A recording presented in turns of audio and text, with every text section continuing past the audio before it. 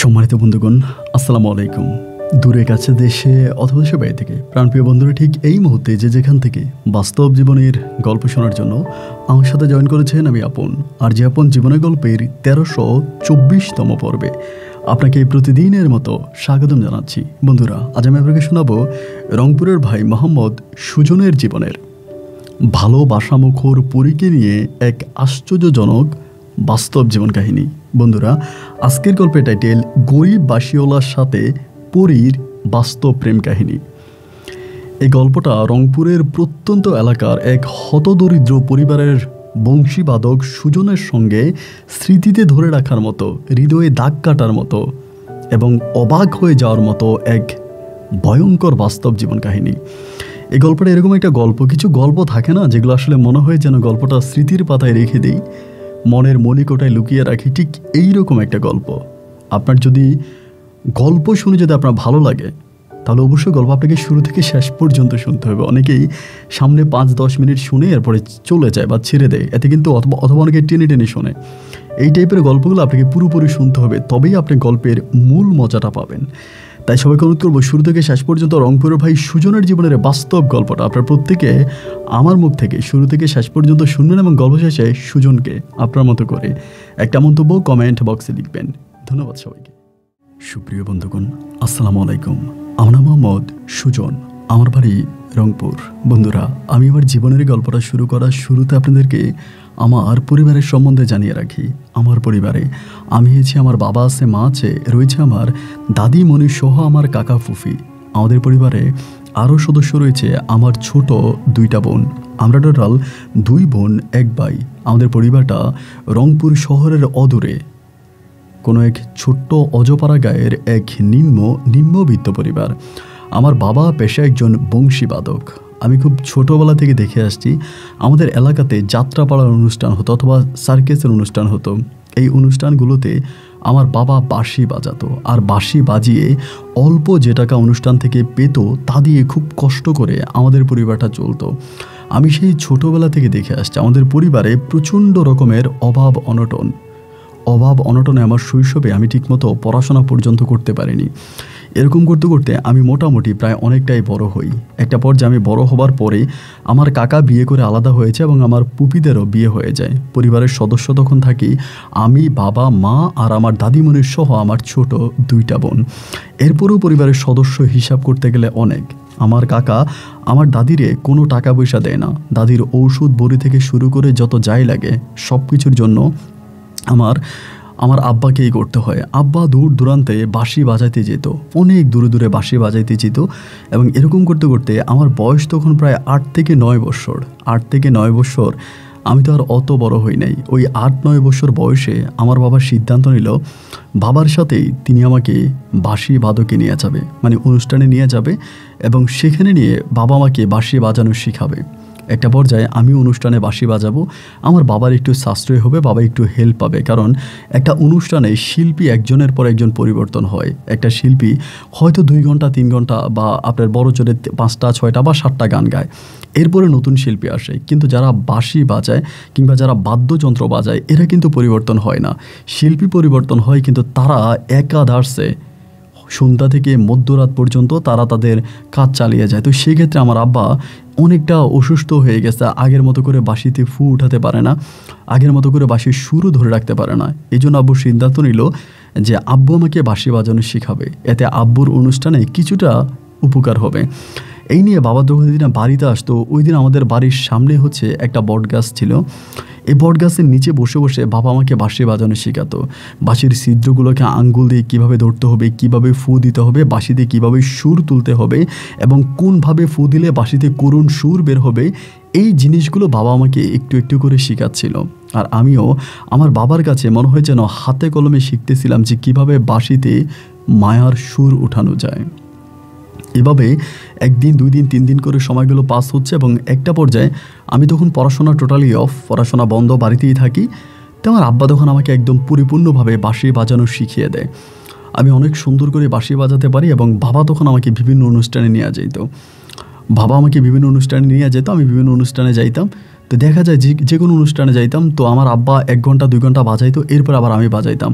তো আমি যে অনেক ছোট ছিলাম, ছোট মানুষ হিসেবে যখন ওই অনুষ্ঠানে বাঁশি বাজাইতাম, সবাই আমাকে নিয়ে অনেক মজা করতো এবং আমাকে যারা শ্রোতা বন্ধুরা ছিল বা দর্শকরা ছিল, এরা সবাই আমাকে অনেক ভালোবাসতো। আমাকে তারা এক্সট্রা টাকা দিত এবং মাঝে মাঝে এরকমও হতো যে শুধু আমি বাঁশি বাজাইতাছি আধা ঘন্টা 30 মিনিট, এরকম একটা অবস্থা যে ওরা আমার বাঁশির সুর শুনবে। আমি খুব সুন্দর করে বাঁশি বাজাইতে পারতাম।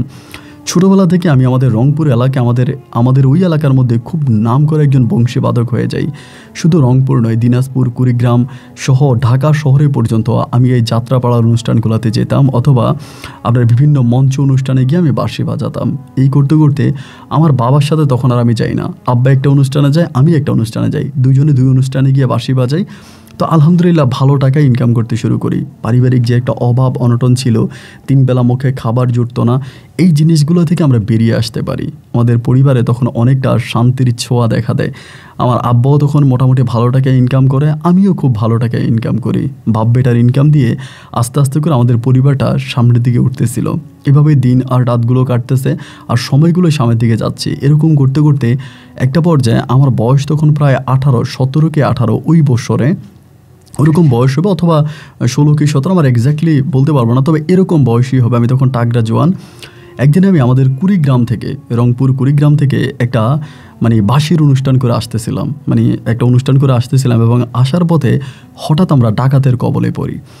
তো আমি কিন্তু দেখতে শুনতে একটু অন্যরকম ছিলাম, লম্বা ছিলাম, যথেষ্ট পরিমাণের ভালো শক্তি ছিল শরীরে। তো ডাকাতের কবলে পড়ি, আমাদের গাড়িটা ডাকাতে আক্রমণ করে, ডাকাত আমাদেরকে ধরার পরে গাড়ির ভিতরে সবার সাথে যা পারতেছি নিয়ে যেতেছে। আমি তখন বাধা দিছি গাড়ির মধ্যে, এবং বাধা দেওয়ার পরে ডাকাতের হাতে চাকু ছিল, চাকু দিয়ে আমার এই হাতের মধ্যে একটা পোজ দিয়ে দিছে, খুব জোরে একটা পোজ দিছে এবং মাংস থেকে মনে হয় যেন দুটো মাংস দুই পাশে চলে গেছে, মনে হয় যেন চাকুটা আমার হাড্ডিতে গিয়ে লাগছে, এমন একটা অবস্থা।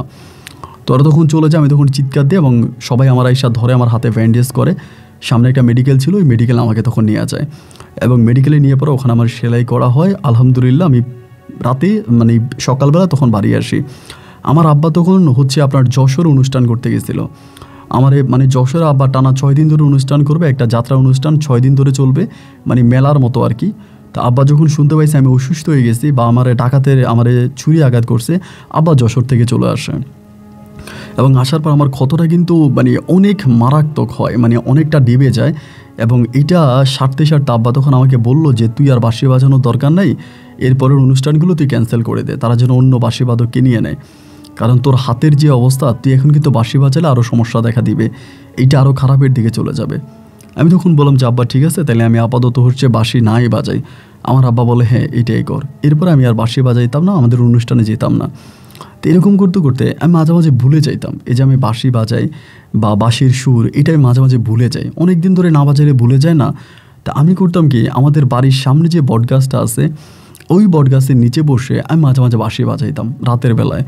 এবং এই যে বাঁশিটা বাজাতাম শুধু চর্চা করার জন্য, আমি যাতে ভুলে না যাই, বাঁশির সুর যেন আমি ভুলে না যাই, শুধু সুরটাকে মনে রাখার জন্য আমি মাঝে মাঝে ওখানে বাঁশি বাজাইতাম। এবং এরকম করে 1 দিন 2 দিন 3 দিন বাঁশি বাজাইতেছি। একদিন হলো কি আমি বাঁশি বাজাই নাই, আমার শরীরটা খারাপ ছিল এবং হাতের ব্যথাটা উঠছিল, আমি বাঁশি বাজাই নাই। বাঁশি না বাজাই আমি ওই দিন বাড়িতেই ছিলাম। বিকেলবেলা ওইদিকে আবার একটা মাদ্রাসা আছে, আমাদের বাড়ির ওইদিকে একটা মাদ্রাসা আছে, আমাদের বাড়ির উপর দিয়ে যেতে হয়। তো মাদ্রাসার কাছাকাছি এখানে আসার পরে মাদ্রাসার কয়েকটা মেয়ে আমার ডাকতেছে, ছোটো বড় অনেক মেয়েরাই আসছে, ওখানে আমাকে ডাকতেছে যে সুজন ভাই বাড়িতে আসেন। আমি তখন ঘর থেকে বেরিয়ে আসছি। আসার পরে ওইখানের মধ্যে একটা মেয়ে আমাকে বলতেছে যে কী ব্যাপার, আপনি কালকে রাত্রে বাঁশি বাজান নাই কেন আমারে বলে। আমি বলি আমি যে বাঁশি বাজাবো আমারে কেউ টাকা দেয়? আমার তো কেউ টাকা দেয় না। আমি যদি অনুষ্ঠানে বাঁশি বাজাই তাহলে তো টাকা পাই, আর এখানে যে আমি বাঁশি বাজাই আমায় তো কেউ টাকা দেয় না, সো আমি কি কেন বাঁশি বাজাবো? ফট করে মেয়েটা তখন করলো কি, তার ওইটা ব্যাগ থেকে 100 টাকার একটা নোট বের করে আমাকে দিল যে দেন আপনি বাঁশি বাজান, এটা আমি আপনাকে দিয়ে গেলাম। আমি তখন বললাম আরে তুমি কে, তোমার তো চিনলাম না। যেতে যেতে তখন পিছন থেকে একটা মেয়ে বলে ওর নাম সুবর্ণা, ও হায়দার কাকার মেয়ে। তো সুবর্ণা হায়দার কাকার মেয়ে, আমি তো ওরে কখনোই দেখি নাই বা দেখলেও মনে নাই। আর আমি তো বেশিরভাগে বাড়িতে থাকতাম, ধরেন এইখানে ওইখানে বিভিন্ন জায়গায় অনুষ্ঠান করি, বাড়িতে আসার সময় পাই না, বাড়িতে থাকি না, বাড়ির মানুষদেরকেও চিনতে পারি না। পরে এরকম করার পরে মেয়েটা 100 টাকা দিলে আমার একটু ইচ্ছে হলো যে মেয়েটাকে দেখার জন্য, যে এটা কোন মেয়ে, কোন বাড়ির মেয়ে আমার 100 টাকা দিল বাঁশি বাজানোর জন্য, তো মেয়েটার একটু দেখি মেয়েটা কেমন। তো এই জন্য এর পরের দিন আমি ওই পাড়াতে যাই, মানে ওই গ্রামে যাই, এবং এটা আমাদের পার্শ্ববর্তী একটা গ্রাম ছিল। সেই গ্রামে যাওয়ার পরে আমি তখন মেয়েটাকে দেখতে পাই এবং দেখার পরে আমি ভাই অবাক হয়ে যে আমার জীবনে আমি অনেক মেয়ে দেখেছি, বিভিন্ন অনুষ্ঠানে গিয়েছি, অনেক সুন্দর চেহারার শিল্পীদেরকে দেখেছি, কিন্তু এই মেয়েটাকে দেখার পরে আমি জায়গায় যেন ভম হয়ে গেছি। দেখার মতো অসম্ভব রকমের সুন্দর একটা মেয়ে, এবং মেয়ের বাবাও আমাদের এলাকায় খুবই প্রতাপশালী এবং সম্পদশালী একটা মানুষ। তো যাই হোক, মেয়েটাকে দেখলাম এবং দেখার পর আমার ভীষণ ভীষণ রকমের ভালো লাগলো। জীবনের এই প্রথম কোনো একটা মেয়ে দেখে আমি ক্রাশ খেয়ে গেলাম এবং মেয়ের প্রতি আমি ভীষণ রকমের আকৃষ্ট হয়ে গেলাম। তো এরপরের দিন হলো কি, মেয়েটা আবারও মাদ্রাসা থেকে যাচ্ছে, মানে মাদ্রাসা শেষ করে বিকালবেলা যাচ্ছে, আমাদের বটগাছের নিচে বসে আছি। পরে সবগুলো মেয়েরা ডাক দিলাম, এদিকে আসো। আসার পরে আমি তখন বললাম যে আমি একটু সুবর্ণার সাথে কথা বলবো, তোমরা একটু সামনের দিকে হাঁটো। তো এটা বলার পরে সুবর্ণা তখন দাঁড়াইছে, বাকি মেয়েগুলো তখন হাঁটতেছে। আমারে বললো, কি বলবেন বলেন। আমি বললাম, আমি না বুঝি না। বলে কি? আমি বললাম, আমি না বুঝি না। তা বলে কি বুঝেন না? আমি বললাম, তুই কি মানুষ না পড়ি? ও আমাকে বলে, কি বলেন এগুলা, আপনি কি পাগল হয়ে গেছেন নাকি? আমি বলি, না, আল্লাহর সৃষ্টি মানুষ এত সুন্দর হতে পারে এইটা আমি তোমাকে না দেখলে কখনোই বিশ্বাস করতাম না। তোমাকে দেখে আমার মনে হচ্ছে যে তুমি আসলেই কোনো মানুষ না, তুমি নিশ্চিত তুমি একটা পড়ি, আমার কাছে তাই মনে হচ্ছে। ও তখন আমাকে বলে, আসলেই আপনার মাথা খারাপ হয়ে গেছে, আপনার মাথার মধ্যে কোনো বুদ্ধিশুদ্ধি নেই, এটা কোনো কথা? এমন করে ও তখন ওইখানে আমাকে ইগনোর করে চলে যায়, মানে আমাকে একরকম ইগনোর করে ও চলে যায়। এবং এরপর থেকে দেখা যায় যে আমি প্রতিদিন ও যাওয়ার সময় ওখানে দাঁড়াই থাকতাম এবং আসার সময় দাঁড়াই থাকতাম। এভাবে বেশি দিন সময় আমার লাগে নাই এই মেয়েটার প্রতি আমার ভালোবাসা হতে। মেয়েটার সাথে আমার রিলেশন হতে বেশি দিন সময় লাগে নাই। আমি চিঠি লিখতে শুরু করি ওই সময়। ও স্কুলে যাওয়ার সময় চিঠি দিতাম, ওই স্কুলে গিয়ে চিঠি পড়া, এরপর আবার বিকেলে যাওয়ার সময় আমাকে চিঠির উত্তর দেওয়া যেত। আবার অনেক সময় বিকালবেলা চিঠি দিতাম এবং রাত্রে পড়া পরের দিন সকালে আমাকে চিঠির উত্তর দিত। এরকম করেই দুজনের মাঝে মোটামুটি একটা প্রেম প্রীতি ভালোবাসার সম্পর্ক শুরু হয়। এবং এই সম্পর্কের সূত্র ধরে আমার হাতের ওই ক্ষতটাও তখন অনেকটা শুকিয়ে যায়, ক্ষতটা অনেক শুকিয়ে যায়। এবার আমি তখন আবার অনুষ্ঠান করতে যাইতাম। কারণ এভাবে তো আর আমাদের পরিবার চলবে না, পরিবার তো অভাব অনটন আছে, আব্বা তো একা পক্ষে সম্ভব না। তো আমি তখন বিভিন্ন জায়গায় যেতাম অনুষ্ঠান করার জন্য, এইখানে ওইখানে বিভিন্ন জায়গায় অনুষ্ঠান করতাম। দেখা যায় 5 দিন 7 দিন পরে আসতাম, ওর সাথে আমার দেখা হইতো ওই মাদ্রাসায় যাওয়ার সময়, আসার সময় ওই রাস্তার মধ্যেই দেখা। এরকম করতে করতে আমাদের দুজনের মাঝেই না তখন একটা ভিন্ন রকমের প্রেম ভালোবাসা কাজ করতে শুরু করে। তো ওই সময়টাতে কিন্তু অ্যাকচুয়ালি আমার বিয়ের বয়স হয়নি, যে আমি বিয়ে করবো এরকম বয়স হয়নি। এরপর আমি তখন আমার মাকে বললাম যে, মা, আমি তো বিয়ে করব, মানে আমি নিজে আমার প্রস্তাবটা আমার মাকে দিলাম। তার কারণ হচ্ছে সুবর্ণার বিয়ের ঘর আসতেছে, এদিক সেদিক থেকে ভালো ভালো বিয়ের ঘর আসতেছে। ও আমাকে বলে যে আমার বাবা যে কোনো সময় আমাকে বিয়ে দিয়ে ফেলতে পারে, এখন তুমি একটা কাজ করো, তুমি আমার বাবার কাছে বিয়ের প্রপোজাল পাঠাও। তো আমি তখন আমার মাকে জানাইলাম বিষয়টা যে, মা, আমি বিয়ে করব এবং অমুক গ্রামের মেয়ে সুবর্ণার আমার খুব ভাল লাগে, আমি ওর বিয়ে করতে চাই। এবং এইটা আমার মা শোনার পর আমার বললো যে, তোর কি মাথা খারাপ হয়ে গেছে বাবা, মানে ব্রাহ্মণ হয়ে চাঁদে হাত দিতে চাস? আমি তখন বললাম যে, মা, ব্রাহ্মণ আর চাঁদের গল্প আসতেছে কেন? ও তো আমাকে ভালোবাসে। মা বলে, ও ভালোবাসলেই হবে, ওর বাবা তো ভালোবাসতে হবে। আমি তখন বললাম যে, আমি না তোমার এই অঙ্ক বুঝি না, আসলে ও আমাকে ভালোবাসে, আমি ওকে ভালোবাসি, আমরা দুজনকে বিয়ে করতে চাই, আর তুমি ওর বাবার কাছে বিয়ের প্রস্তাব নিয়ে যাও। আমার আব্বা তখন আমার আম্মাকে বাধা দিল, বললো যে, না, তুমি সুজনের কথা শুনো না, সুবর্ণার বাবা উনি বেশি ভালো মানুষ না, এরা অনেক বড় লোক মানুষ, টাকা পয়সাওয়ালা মানুষ, এদের কাছে আমরা যদি বিয়ের প্রস্তাব নিয়ে যাই আমাদের ছেলের কাছে, তারা তাদের মেয়েকে বিয়ে দিবে না। আর আরেক কথা হচ্ছে, আমাদের ছেলে হচ্ছে বংশীবাদক, আমরা হচ্ছে বিভিন্ন অনুষ্ঠানে যাই, যাত্রাপালার অনুষ্ঠান করি, আমরা হচ্ছে ছোট জাত, মানে ছোট মানুষ, আমাদের কাছে ওনারা মেয়ে বিয়ে দিবে না। এরপরও আমি প্রতিনিয়ত আমার মাকে হচ্ছে বলতে থাকি, বলতে বলতে একটা পর্যায়ে আমার মা তখন করলো কি, ঠিকই একটা সময় বিয়ের প্রস্তাব নিয়ে গেল ওর বাবার কাছে, এবং প্রস্তাব নিয়ে গেল, এবং প্রস্তাব নিয়ে যাওয়ার পরে আমার মা চরম লেভেলের অপমান হয়ে ফিরে আসছে। এত পরিমাণের অপমানিত হয়েছে যে আমার মা সারাটা দিন আর সারাটা রাত ঘর থেকে বের হয় নাই, ঘরের ভিতর বসেছিল, এবং আমার আম্মা সারাটা দিন ঘরের মধ্যে কান্না করছে। জানি না আমার আম্মার সাথে কী হয়েছে, তবে আমার আম্মা এসে একটা কথাই বলছে যে, জীবনে কোনো দিন কেউ আমাকে এইভাবে অপমান করে নাই, জীবনে কেউ কোনোদিন আমাকে এইভাবে অপমান করে নাই। তো এটা বলার পরে আমি তখন করলাম কি, আমার মনের ভিতরে তখন অনেক ক্ষোভ কাজ করলো, রাগ কাজ করলো, অভিমান কাজ করলো যে এটা উনি কীভাবে করলো, ওনার মেয়েও তো আমাকে ভালোবাসে, ওনার মেয়ে আমাকে বলছে বলেই তো আমি আমার মাকে পাঠাইছি, আমি তো আর নিজের ইচ্ছা আমার মাকে পাঠাই নাই। তো একদিন বাজারে ওনার সাথে আমার দেখা হয়েছে, বাজারের মধ্যে দেখা হওয়ার পরে উনি আমার সাথে কথা বলতে চায় না, আমরা ছোটো জাত, অনুষ্ঠানে বংশে মানে বাঁশি বাজাই, আমরা তো গরিব মানুষ, উনি কি আর আমার সাথে কথা বলবে? পরে আমি নিজ থেকে বললাম যে কাকা আপনার সাথে আমার একটু কথা আছে, যদি একটু সময় দিতেন। পরে আমারে এরকম করে বলতেছে, কি বলবি বল, মানে খুবই তাড়াহুড়ো এবং ব্যস্ততার মাঝে। আমি তখন বললাম কাকা আপনি এটা কী করলেন? আমার বলে কী করলাম মানে? আমি বললাম না আপনি এটা কী করলেন আমি না বুঝতে পারলাম না, আপনি কি এই কাজটা করে ঠিক হয়েছে? আমার বলে কী কাজ? কী কাজ করা আমার ঠিক হয়েছে কিনা? আমার কি কাজ করে তোর কাছে কৈফিয়ত দেওয়া লাগবে? আমি তোর কাছে কৈফিয়ত দিব? আমি বললাম না আপনি আমার কাছে কৈফিয়ত দিতে হবে না, কিন্তু আপনি আমার মাকে আপনার বাড়িতে এইভাবে অপমান করলেন, এটা কি ঠিক হলো? উনি তখন বলে যে আমি কি তোর মাকে দাওয়াত দিয়ে আমার বাড়িতে নিয়ে গেছি? আমি কি তোর মাকে আমার বাড়িতে যেতে বলছি? তোর মা আমার বাড়িতে গেল কেন? আমি বলে আমার মা আপনার বাড়িতে এমনি এমনি যায় না, আপনার মেয়ে আমার মাকে বলছে পাঠানোর জন্য, যার জন্য আমি আমার মাকে পাঠাইছি। এখানের মধ্যে উনি তখন মানে লাভ দিয়ে দাঁড়ায় বলতেছে ছোটো লোকের বাচ্চা, ছোটো লোকের জাত, এ বলে উনি দোকানে আমার সামনে কলার চেপে ধরে। তো কলার চেপে ধরে, দোকানে আরও মানুষজন আছে, সবাই ওনাকে থামানোর চেষ্টা করে, বাট ওনাকে থামাইতে পারে না। উনি আমাকে কয়েকটা ঘুষি থাপ্পড় দিয়েই ফেলে। বাড়িতে আসছি, এই ঘটনা আমি আমার পরিবারকে জানাই না, এবং পরিবারকে জানি না, ভাবলাম পরের দিন সুবর্ণা যখন মাদ্রাসায় যাবে আমি ওকে বিষয়টা জানাবো। কিন্তু দেখা গেল পরের দিন সুবর্ণার মাদ্রাসায় গেল না, এবং ওই দিনও কেটে গেল। এরপরের দিনে আমি অপেক্ষা করতেছি মাদ্রাসায় যাইলে ওকে জিজ্ঞেস করবো যে ওর বাবা আমার সাথে এরকমটা কেন করতেছে। কিন্তু অবাক করা বিষয় কি জানেন, এর পরের দিন ও মাদ্রাসায় গেল না। যখন 2 দিন মাদ্রাসায় গেল না, তা আমি ওদের বাড়ির মেয়েদেরকে জিজ্ঞেস করলাম কী ব্যাপার, সুবর্ণা আসে না কেন? তো বলে যে সুবর্ণার বোরকা, সুবর্ণার জামা কাপড়, ইভেন সুবর্ণার বইপত্র যা আছে সবই ওর বাবা পড়াই দিছে। ওর বাবা সব পড়াই দিছে, এবং ওর বাবা বলছে যে সুবর্ণাকে আর পড়াশোনা করাবে না, শেষ। আমি বললাম যে এইটা কী ধরনের কথা, মানে এইটা কেমন কথা যে সুবর্ণাকে আর পড়াবে না, সুবর্ণার পড়াশোনা শেষ? এখন সুবর্ণার অপরাধ কী অপরাধ ওর সাথে এরকমটা করতেছে? তো মেয়েরা বলতেছে যে ওর বাবা ভালো না, ওর বাবা বলতেছে যে তার মেয়েকে সে আপনার ছেলের কাছে বিয়ে দেবে না, কেন আপনার সাথে রিলেশন করলো এই জন্য। এবং এরকম করতে করতে প্রায় 5 দিন 7 দিন কেটে গেছে। 5-7 দিন পরে সুবর্ণার সাথে একদিন আমার দেখা হয়েছে বলতে ওদের ওই বাড়ির ওইদিকেই কিন্তু আমি ঘুরতাম, ওরে কখন পাই একটু কথা বলার জন্য। পরে ওদের ওই বিল পারে ওর সাথে আমার একদিন দেখা হয়েছে।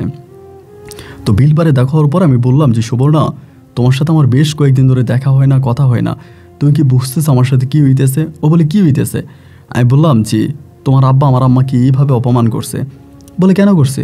আমি বললাম আমার আম্মা বিয়ের প্রস্তাব নিয়ে গেছে, তুই না আমারে বলছো আমার মাকে নিয়ে বিয়ের প্রস্তাব, মানে ও যে আমার সাথে কথা বলে মানে কেমন যেন একটা ছাড়া ভাব নিয়ে কথা বলে। তো আমি বললাম যে তুমি আমাকে বলছিলে আমার আম্মাকে বিয়ের প্রস্তাব নিয়ে পাঠানোর জন্য, আমি তো পাঠাইছি, কিন্তু তোমার আব্বা আমার মাকে অপমান করে দিয়েছে। ও তখন বলে আপনি পাঠাইছেন কেন? আমি বললাম আরে কেন পাঠাইছি মানে, তুমি আমাকে বিয়ে করবা না এই জন্য? বলে না আমার সাথে আপনার যায় এমনি। আমি তখন বললাম সুবর্ণা তুমি এগুলো কী বলতেছো? আমাদের এতদিনের সম্পর্ক, এতদিনের প্রেম প্রীতি ভালোবাসা, মানে এখন তুমি বলতেছো তোমার সাথে আমার যায় কি না? ও তখন আমাকে বলে দেখেন আমার এসব ভালো লাগে না, আপনার সাথে যা করছি আপনি এগুলো ভুলে যান, আমি আজকের পর থেকে আর এইসব মনেও রাখতে চাই না, আপনি এগুলো মনে রেখেন না, আপনি আপনার মতো করে চিন্তা করেন, আমাকে আমার মতো করে চিন্তা করতে দেন। আমি বললাম সুবর্ণা তুমি কি পাগল হয়ে গেছো? এটা তুমি কি বলতেছো? তুমি কি তোমার বাবাকে ভয় পাও, আর বাবাকে ভয় পেয়ে তুমি এরকম করতেছো? ও আমাকে বলে না আমি বাবাকে ভয় পাওয়ার কী আছে, আমার বাবাকে ভয় পাওয়ার কী আছে, আমার যেটা সত্যি আমি সেটাই বলছি, আমি আপনার কাছে কোনো কিছু লুকাই নেই। দেখেন আমার পক্ষে আসলে সম্ভব না মানে এই রিলেশনটা কন্টিনিউ করা। আমি বললাম আমার মাকে অপমান করলা, আমাকে তোমার বাবার হাতে মায়ের খাওয়াইলা, আর সবশেষ তুমি বলছো যে তোমার সাথে আমার সম্পর্ক যায় না, সম্পর্ক হবে না, তো এটা আগে বললা না কেন? এই সেম কথাটা তুমি আমাকে আগে বলতে পারতা, আর আগে যদি বলতা তাহলে তো আমি এতটা পাগলামি করতাম না, আমি তোমার কাছ থেকে সরে যেতাম, আমার যা করা দরকার আমি তাই করতাম। কিন্তু আমাকে এত দূর পর্যন্ত নিয়ে এসে এখন তুমি আমার হাত ছেড়ে দিচ্ছ, এখন তুমি আমাকে ইগনোর করতেছো, আমাকে অপমান করতেছো, অবজ্ঞা করতেছো। আমাকে বলে দেখেন প্লিজ আমার এসব কথা ভালো লাগে না, আমি আপনার সাথে এইসব নিয়ে কোনো কথা বলতে চাই না, আপনি প্লিজ আমাকে আর বিরক্ত করেন না। এই কথা বলে ভাই ও বেইমানের মতো হেঁটে চলে যায়। আর ওর হেঁটে চলার আমি পিছন থেকে তাকিয়ে আছি, আমার বিশ্বাস ছিল একটা বার হয়তো ও ফিরে তাকাবে আমি দাঁড়িয়ে আছি কিনা বা আমি কী করতেছি, কিন্তু ভাই ও বাড়ি পর্যন্ত গেল, একটা বারও পিছনের দিকে ফিরে তাকাইল না। মনের অজান্তেই চোখ দুটো ভিজে টুইটুম্বর হয়ে গেল, কিন্তু নিজের মনটাকে আমি আর বুঝাতে পারি না, যে ও আমার সাথে এরকমটা কেন করলো, আমাকে এভাবে ধোঁকা কেন দিল, কেন আমার সাথে চিটিং করলো, আমার সাথে কেন বেইমানি করলো, কেন মিথ্যে ভালোবাসার অভিনয় করে আমার মাকে তার বাবার কাছে অপমান করলো, আর তার বাবার হাতের মায়ের আমাকেও খাওয়াইলো, কেন করলো? আমি ওকে এতটাই ভালোবাসতাম যে ওর প্রতি আমার কোনো ঘৃণা আসে না, যে ও আমাকে এত অপমান করলো, আমার মাকে অপমান করলো, অ্যাটলিস্ট ওকে তো ঘৃণা করা যায়, কিন্তু ওর প্রতি আমার বিন্দু পরিমাণে কোনো ঘৃণা কাজ করে না। কোনো ঘৃণা কাজ করে না, এবং আমার মন বলতেছে যে ও ঠিক হয়ে যাবে, এবং আমার মন বলতেছে যে একটা সময় ও আমাকে বুঝতে পারবে, একটা সময় ও আমাকে ভালোবাসবে, এবং একটা সময় ও সব কিছু ভুলে আমার কাছে ফিরে আসবে। এই বিশ্বাস বুকে স্থাপন করে আমি তখন ভাই বাঁশিতে ফুঁ দিলাম। প্রতিটা গভীর রাত আমি বাঁশি বাজিয়ে কাটিয়ে দিতাম, এবং বাঁশির সুরে সুরে আমি ওর নাম ধরে ডাকতাম, ও সুবর্ণা, ও সুবর্ণা। বাঁশির সুরে সুরে করুণভাবে আমি ওকে ডাকতাম। এবং তখন কিন্তু বাঁশি আমি আমাদের বাড়ির বটগাছের সামনে বাজাইতাম না, ওদের বাড়ি এবং আমাদের বাড়ির বিটুইনে একটা বিটার মতো জায়গা আছে। মানে বিটা বলতে এখানে আগে মানুষ বসবাস করতো, আগে অনেকেই থাকতো, ওরা এখন নতুন বাড়িতে চলে গেছে, কারণ এখানে আসার রাস্তা নাই। এই জন্য ওখানে কিছু পুরনো ঘর বাড়ি আছে, ওইখানে মানে আমি ওই বাড়িতে গিয়ে বাঁশি বাজাইতাম, যাতে আমার বাঁশির সুরটা ক্লিয়ারভাবে সুবর্ণার কান পর্যন্ত যায়। ভাই আমার বাবা মামাকে বুঝাইতেছে যে সুজন তুই অন্য কোথাও বিয়ে করে ফেল, তোর জন্য আমরা অন্য কোথাও মেয়ে দেখি, আমরা ভালো সুন্দরী মেয়ে পাবো, সুবর্ণার চেয়েও সুন্দরী মেয়ে পাবো, তুই বিয়ে কর। কিন্তু আমার কথা হচ্ছে আমি তো সুবর্ণাকে ভালোবাসছি, আর সুবর্ণ আমাকে ভালোবাসছে। আমার দৃঢ় বিশ্বাস সুবর্ণা যাই করতেছে ওর বাবার ভয়ে করতেছে, ও আমাকে ভালোবাসে। আমি ওর চোখে মুখে অনেক ভালোবাসা দেখেছি, কিন্তু বাবাকে ভয় পায় ছোট মানুষ, এই জন্য সম্ভবত এরকমটা করতেছে। আমি তখন দিনের পর দিন আর রাতের পর রাত ওখানে বাঁশি বাজাইতে থাকি, এবং আমার বিশ্বাস ছিল যে সুবর্ণা একদিন ঠিকই আমার বাঁশির সুরে আমার কাছে ফিরে আসবে। এরকম করে একদিন বাঁশি বাজাইতেছি রাত্র প্রায় আনুমানিক তখন 1:30 থেকে 2টার মতো বাজে। ওই সময় আমি হঠাৎ করে দেখলাম সুবর্ণাদের বাড়ির ভিতর থেকে সাদা পোশাক পরিহিত কে জানি আসতেছে, এবং দেখার পরে আমি একটু অবাক হয়ে তাকিয়েছিলাম যে কী ব্যাপার, এটা কে আসতেছে। আমি তখনও বাঁশি বাজানো বন্ধ করি না, এবং বাজাইতেছি, এবং চাঁদের আলোতে দেখতেছি ওদের গ্রামের ভিতর থেকে সাদা পোশাক পরিহিত কেউ একজন বেরিয়ে আসতেছে। এমন করতে করতে বাঁশি বাজাইতে একটা পর্যায়ে দেখলাম যে সুবর্ণা আমার সামনে এসে দাঁড়িয়েছে, এবং সুবর্ণাকে দেখার পরে আমি তখন বাঁশি বাজাচ্ছি আর চোখের পানিগুলো ফেলতেছি এবং কান্না করতেছি, এবং ও আমার দিকে অপলোক দৃষ্টিতে তাকিয়ে আছে। আর আজকে কেন জানি ওকে একটু ভিন্ন রকমের সুন্দর লাগতেছে। আজকে ওর চোখে মুখে বা ওর চেহারার ভিতরে আমি অন্যরকম এক মায়া, অন্যরকম এক প্রেম প্রীতি ভালোবাসা খুঁজে পাচ্ছি। আমি সে আগের সুবর্ণাকে দেখতে পাচ্ছি, যে সুবর্ণা আমার বাঁশির সুর শোনার জন্য পাগল হয়ে যেত, আমি বাঁশি না বাজাইলে আমার বাড়ি চলে আসতো। আমার কাছে মনে হয় আমি সেই সুবর্ণাকে দেখতে পাচ্ছি। আমি ওর মুখের দিকে তাকিয়ে আছি, কান্না করতে করতে একটা সময় আর বাঁশি বাজাইতে পারতেছিলাম না, চোখের পানিতে তখন বুক ভেসে যাচ্ছিল। আমি তখন বাঁশি বাজানো বন্ধ করে নিচের দিকে তাকিয়ে ঘুমরিয়ে কাঁদতেছি। ও তখন করলো কি, আমার পাশে এসে বসে আমার রানের উপরে হাতটা রাখলো, হাতটা রেখে বলতেছে, এখনও কি কাঁদবা? তোমার বাঁশির শুরুতে আমি তোমার কাছে ফিরে আসছি, তারপরেও কেন কাঁদছো? আমি তখন ওর দিকে তাকিয়ে বললাম, সুবর্ণা এত লেট কেন করলা, এত সময় কেন নষ্ট করলা? প্রতিটা দিন, প্রতিটা রাত আমি তোমার জন্য কেঁদেছি। এমন কোনো রাত নাই ওখানে বাঁশি বাজাতে গিয়ে আমি তোমার জন্য চোখের পানি ঝরাই নাই, আমি তোমার জন্য কান্না করি নাই। আমার এত প্রেম, এত প্রীতি, এত ভালোবাসা, এত স্মৃতি সব কিছু তুমি মুহূর্তে ভুলে গেলা? ও আমাকে বলে, কে বললো ভুলে গেলাম? আমি বললাম, যদি ভুলেই না যাবা তাহলে আমার কাছে আসতে এত লেট কেন করলা, এত সময় কেন নষ্ট করলা? ও আমাকে বলে, দেখো আসলে তোমাকে কি বলবো আমি জানি না, তোমাকে বলার মতো কোনো ভাষা আমার নেই। তুমি তো জানো আমার বাবা কতটা রাগী মানুষ, আমার বাবা এই সম্পর্ক সহজেই মেনে নেবে না, এবং বাবা আমার উপরে খুব টর্চার করেছে, আমার বইপত্র সব আগুনে পুড়িয়ে দিয়েছে, আমাকে মাদ্রাসায় যাওয়া বন্ধ করে দিয়েছে, এবং বলেছে আমি যদি কোনো না কোনোভাবেই তোমার সাথে আমি জড়িয়ে পড়ি তাহলে কানা, ল্যাংরা, খোরা যেমন ছেলে পায় তেমন ছেলের কাছে আমার বাবা আমাকে বিয়ে দিয়ে দিবে, এবং তোমাকে মারবে, তোমাকে মেরে গ্রাম থেকে বের করে দিবে। এরকম কথা আমার বাবা আমাকে বললে, যার ভয়ে আমিও তোমার সাথে ঠিকমতো কথা বলতে পারি নাই। আমি তখন বললাম, সুবর্ণা, ওই সুবর্ণা তুমি কি জানো সত্যিকারের ভালোবাসা কখনো মরণকে ভয় পায় না, সত্যিকারের ভালোবাসা কখনো বাধাকে ভয় পায় না, সত্যিকারের ভালোবাসা সমস্ত বাধা ডিঙিয়ে ভালোবাসার মানুষের কাছে গিয়ে পৌঁছায়। ও আমাকে বলে, আমি জানি তুমি আমাকে অনেক ভালোবাসো, আর তাই তো আজ এতদিন পরও সেই ভালোবাসাকে বুকে লালন করে গভীর রাতে বাবার চোখ, মায়ের চোখ, দাদির চোখ, সবার চোখ ফাঁকি দিয়ে আমি তোমার কাছে এসেছি। ওর কথাগুলো শুনতে শুনতে আমার কাছে মনে হলো যেন আমার কাছে মনে হয় আমার রাধা আমার কাছে ফিরে এসেছে, আমি আমার রাধাকে ফিরে পেয়েছি। আমি তখন তাকে আমার বুকে জড়িয়ে ধরলাম এবং মাথার চুলগুলোকে, এলোমেলো চুলগুলোকে ঠিক করে দিচ্ছি, ওর কপালে একটা চুমো দিচ্ছি। সেদিন জানি ও আমাকে অন্যরকম ভালোবাসে। আমাকে বলে, শোনো তুমি আসমি যে তোমার সাথে এখানে আসি, দেখা করি, আমাদের মাঝে দিয়ে এত প্রেম, এত ভালোবাসা, এটা কিন্তু কখনোই তুমি কাউকে বলবা না, ইভেন তোমার পরিবার কেউ না। বন্ধু বান্ধব পাড়া প্রতিবেশী কাউকেই বলতে পারবা না, মনে থাকবে? আমি বললাম হ্যাঁ, আমি কাউকেই বলবো না, কারণ আমি বলতে গেলেই তো তোমার আব্বা আম্মা জেনে যাবে, তখন তো সমস্যা হবে। ও আমাকে বলে আমাকে একটু সময় দাও, আমি সব কিছু ঠিকঠাক করে তোমার কাছে চলে আসব।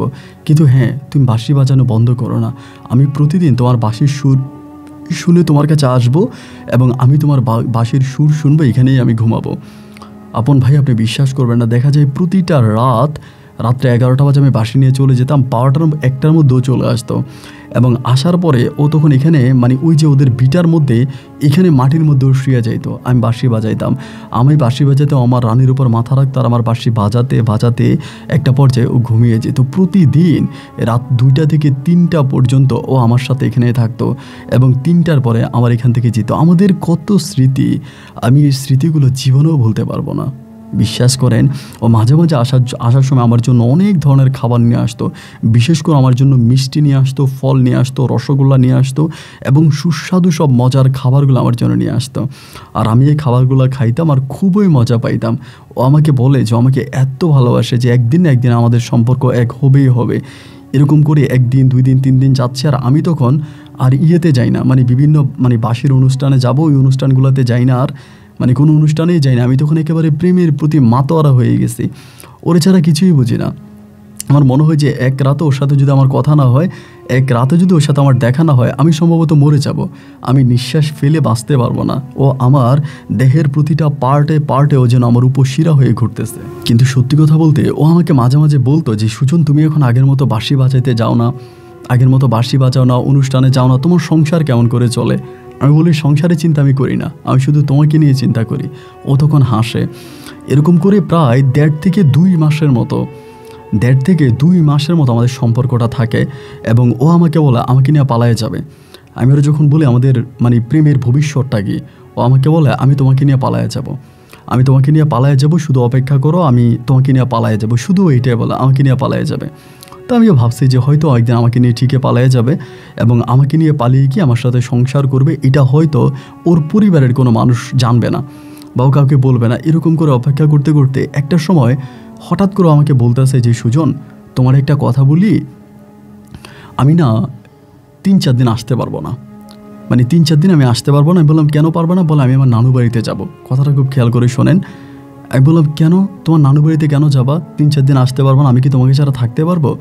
আমাকে বলে বেশি তো না, 3-4টা দিন আমি শুধু নানু বাড়িতে যাবো এবং আমার আব্বা আম্মার সাথে যাব, 3-4 দিন থেকে আমি চলে আসবো।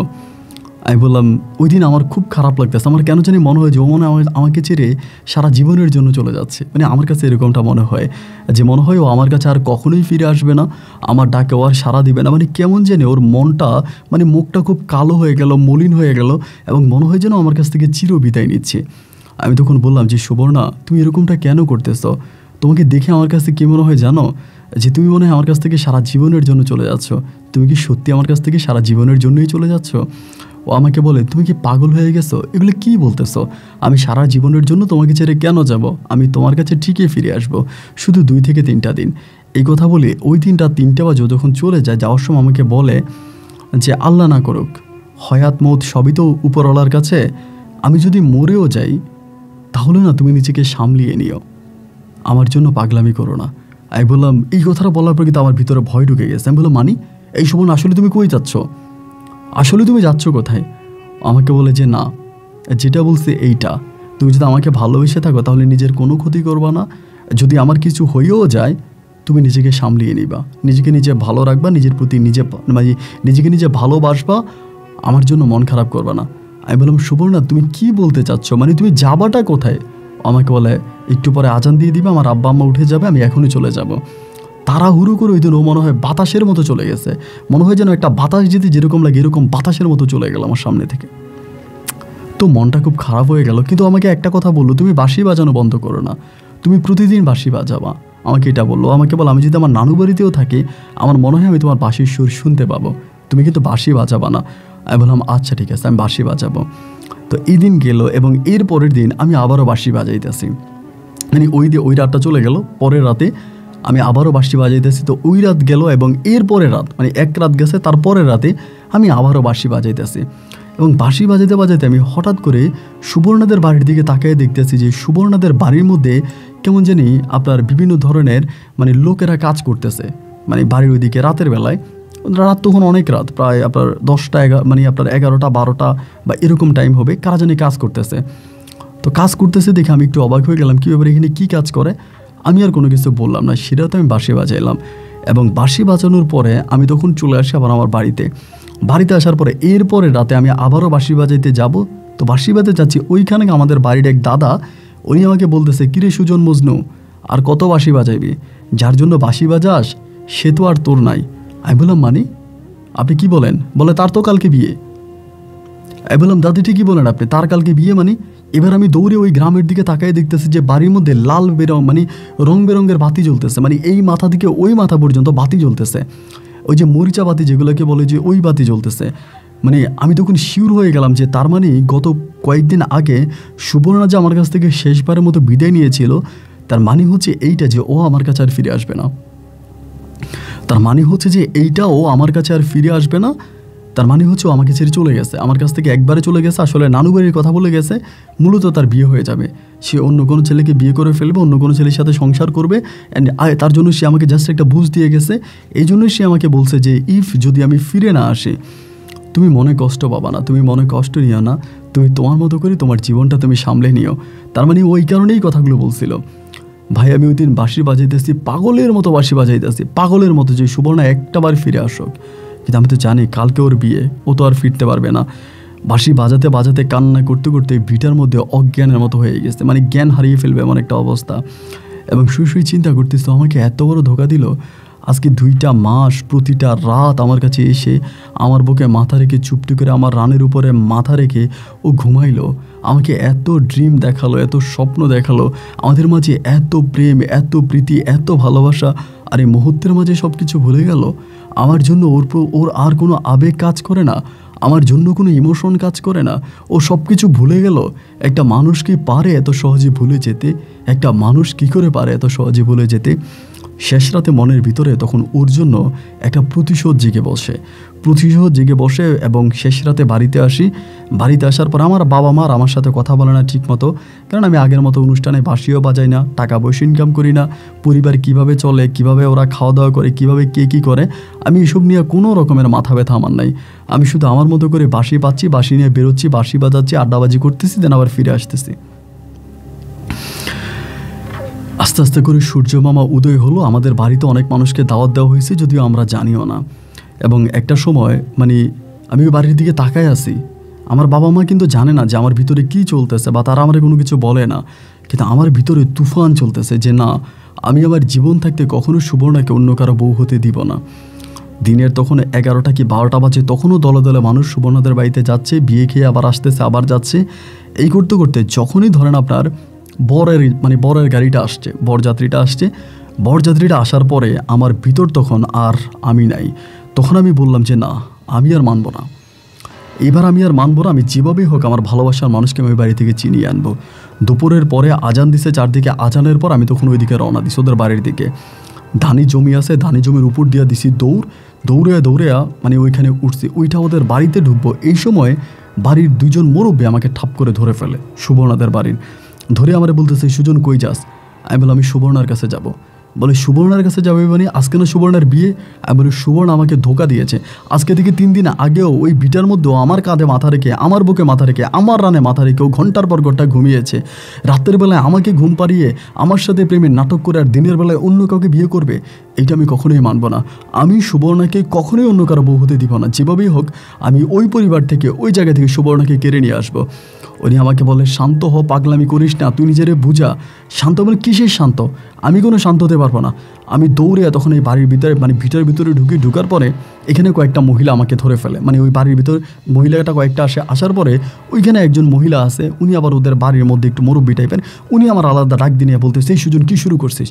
আমি বলি, কাকি সুবর্ণা আমার কীভাবে ঠকাইছে আপনি জানেন? সুবর্ণা গত 2 দিন আগেও আমার কোলে মাথা রেখে ওইখানে ঘুমাইছে, আমাকে এত প্রেম উনি আমারে বলে, সুবর্ণা তো আজকে 2-3 মাস ধরে তোর সাথে কথাই বলে না, সুবর্ণা তো বাড়ি থেকেই বের হয় না। কি বলস তুই? রাতের বেলায় সুবর্ণা তোর সাথে গিয়ে ওই বিটার মধ্যে তোর বুকে মাথা রেখে ঘুমাইছে? আমি বললাম জি।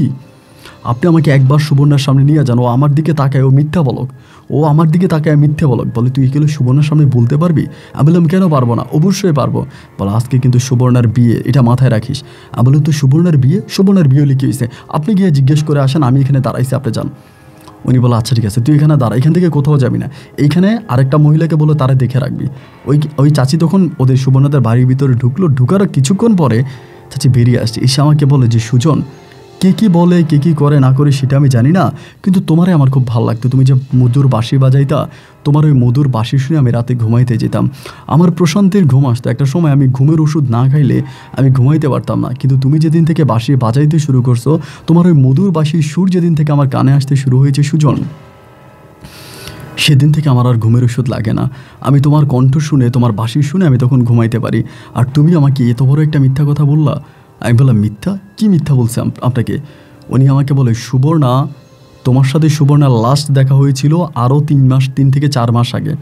এই 3-4 মাস সুবর্ণা কোনো দিনও তোমার সাথে কথা, দেখা তো দূরের কথা, 1 মিনিট কথাও বলে নাই। আর রাতের বেলা ওই ভিটার মধ্যে যাওয়া সুবর্ণার জন্য পসিবল না, সম্ভব না। সুবর্ণা কোনো দিনও ওই রাতে ভিটায় যায়নি এবং তোমার সাথে কোনো কথাই বলে নাই। আমি বললাম কাকি, আপনার কি মনে হয় আমি এই গ্রাম থেকে এই গ্রামে আসছি সুবর্ণার বিয়ে ভেঙে দেওয়ার জন্য, মিথ্যে বলার জন্য? উনি বলে বাবা রে, তুমি এখান থেকে চলে যাও, তুমি যদি সামনের দিকে যাও সুবর্ণার বাপ চাচারা তোমার আস্ত রাখবে না, আর সুবর্ণার বিয়ে যদি ভেঙে যায় তাহলে সুবর্ণা তোমাকে মেরে ফেলবে, মানে সুবর্ণা নিজেই তোমাকে মারবে। অন্যের কথা বাদ দিলাম, সুবর্ণা যা তোমার সাথে করছে তাই একটু দুষ্টমি করছে, বাঁশির এসে বাজাইছে, কিন্তু তুমি যে বলতেছো সুবর্ণা রাতের বেলা ওইখানে গেছে তুমি বাঁশি বাজাইছো, সুবর্ণা বসেছিল, সুবর্ণা তোমার কাঁধে মাথা রেখে ঘুমাইছে, এগুলো পুরোপুরি মিথ্যা কথা। এগুলো সুবর্ণা বলতেছে, এগুলো পুরোই মিথ্যা কথা। সুবর্ণা রাতে তো দূরের কথা, দিনেও কোনোদিন তোমার সাথে কথা বলে নাই। আমি বললাম কাকি, আমি এই কথাগুলো সুবর্ণাকে জিজ্ঞেস করতে চাই, ও আমাকে কেন ঠকাইলো। বাড়ির ভিতরে ঢুকতেছি, এরই মাঝে বাড়ির কয়েকটা ছেলে চলে আসে এবং তারা আসার পরে তারা বুঝে যায় যে এরকম ঘটনা, এবং এই ঘটনা হওয়ার পরে তারা সুবর্ণাকে, মানে এই অবস্থার মধ্যে ধরেন একটা হাতাহাতির মতো অবস্থায় চলে যায়, এবং ওখানে আমাকে মারে, ওই জায়গাটার মধ্যে আমাকে পোলাপাইনে মারে, এবং তাদের মায়ের খেয়ে আমি তখন ওইখান থেকে চলে আসি। মানে প্রচুর মারে, আমার রক্ত বের করে ফেলে আমাকে মাইরে, আমি বাড়ির ভিতরে ঢুকতে পারি না, আমি চলে আসি।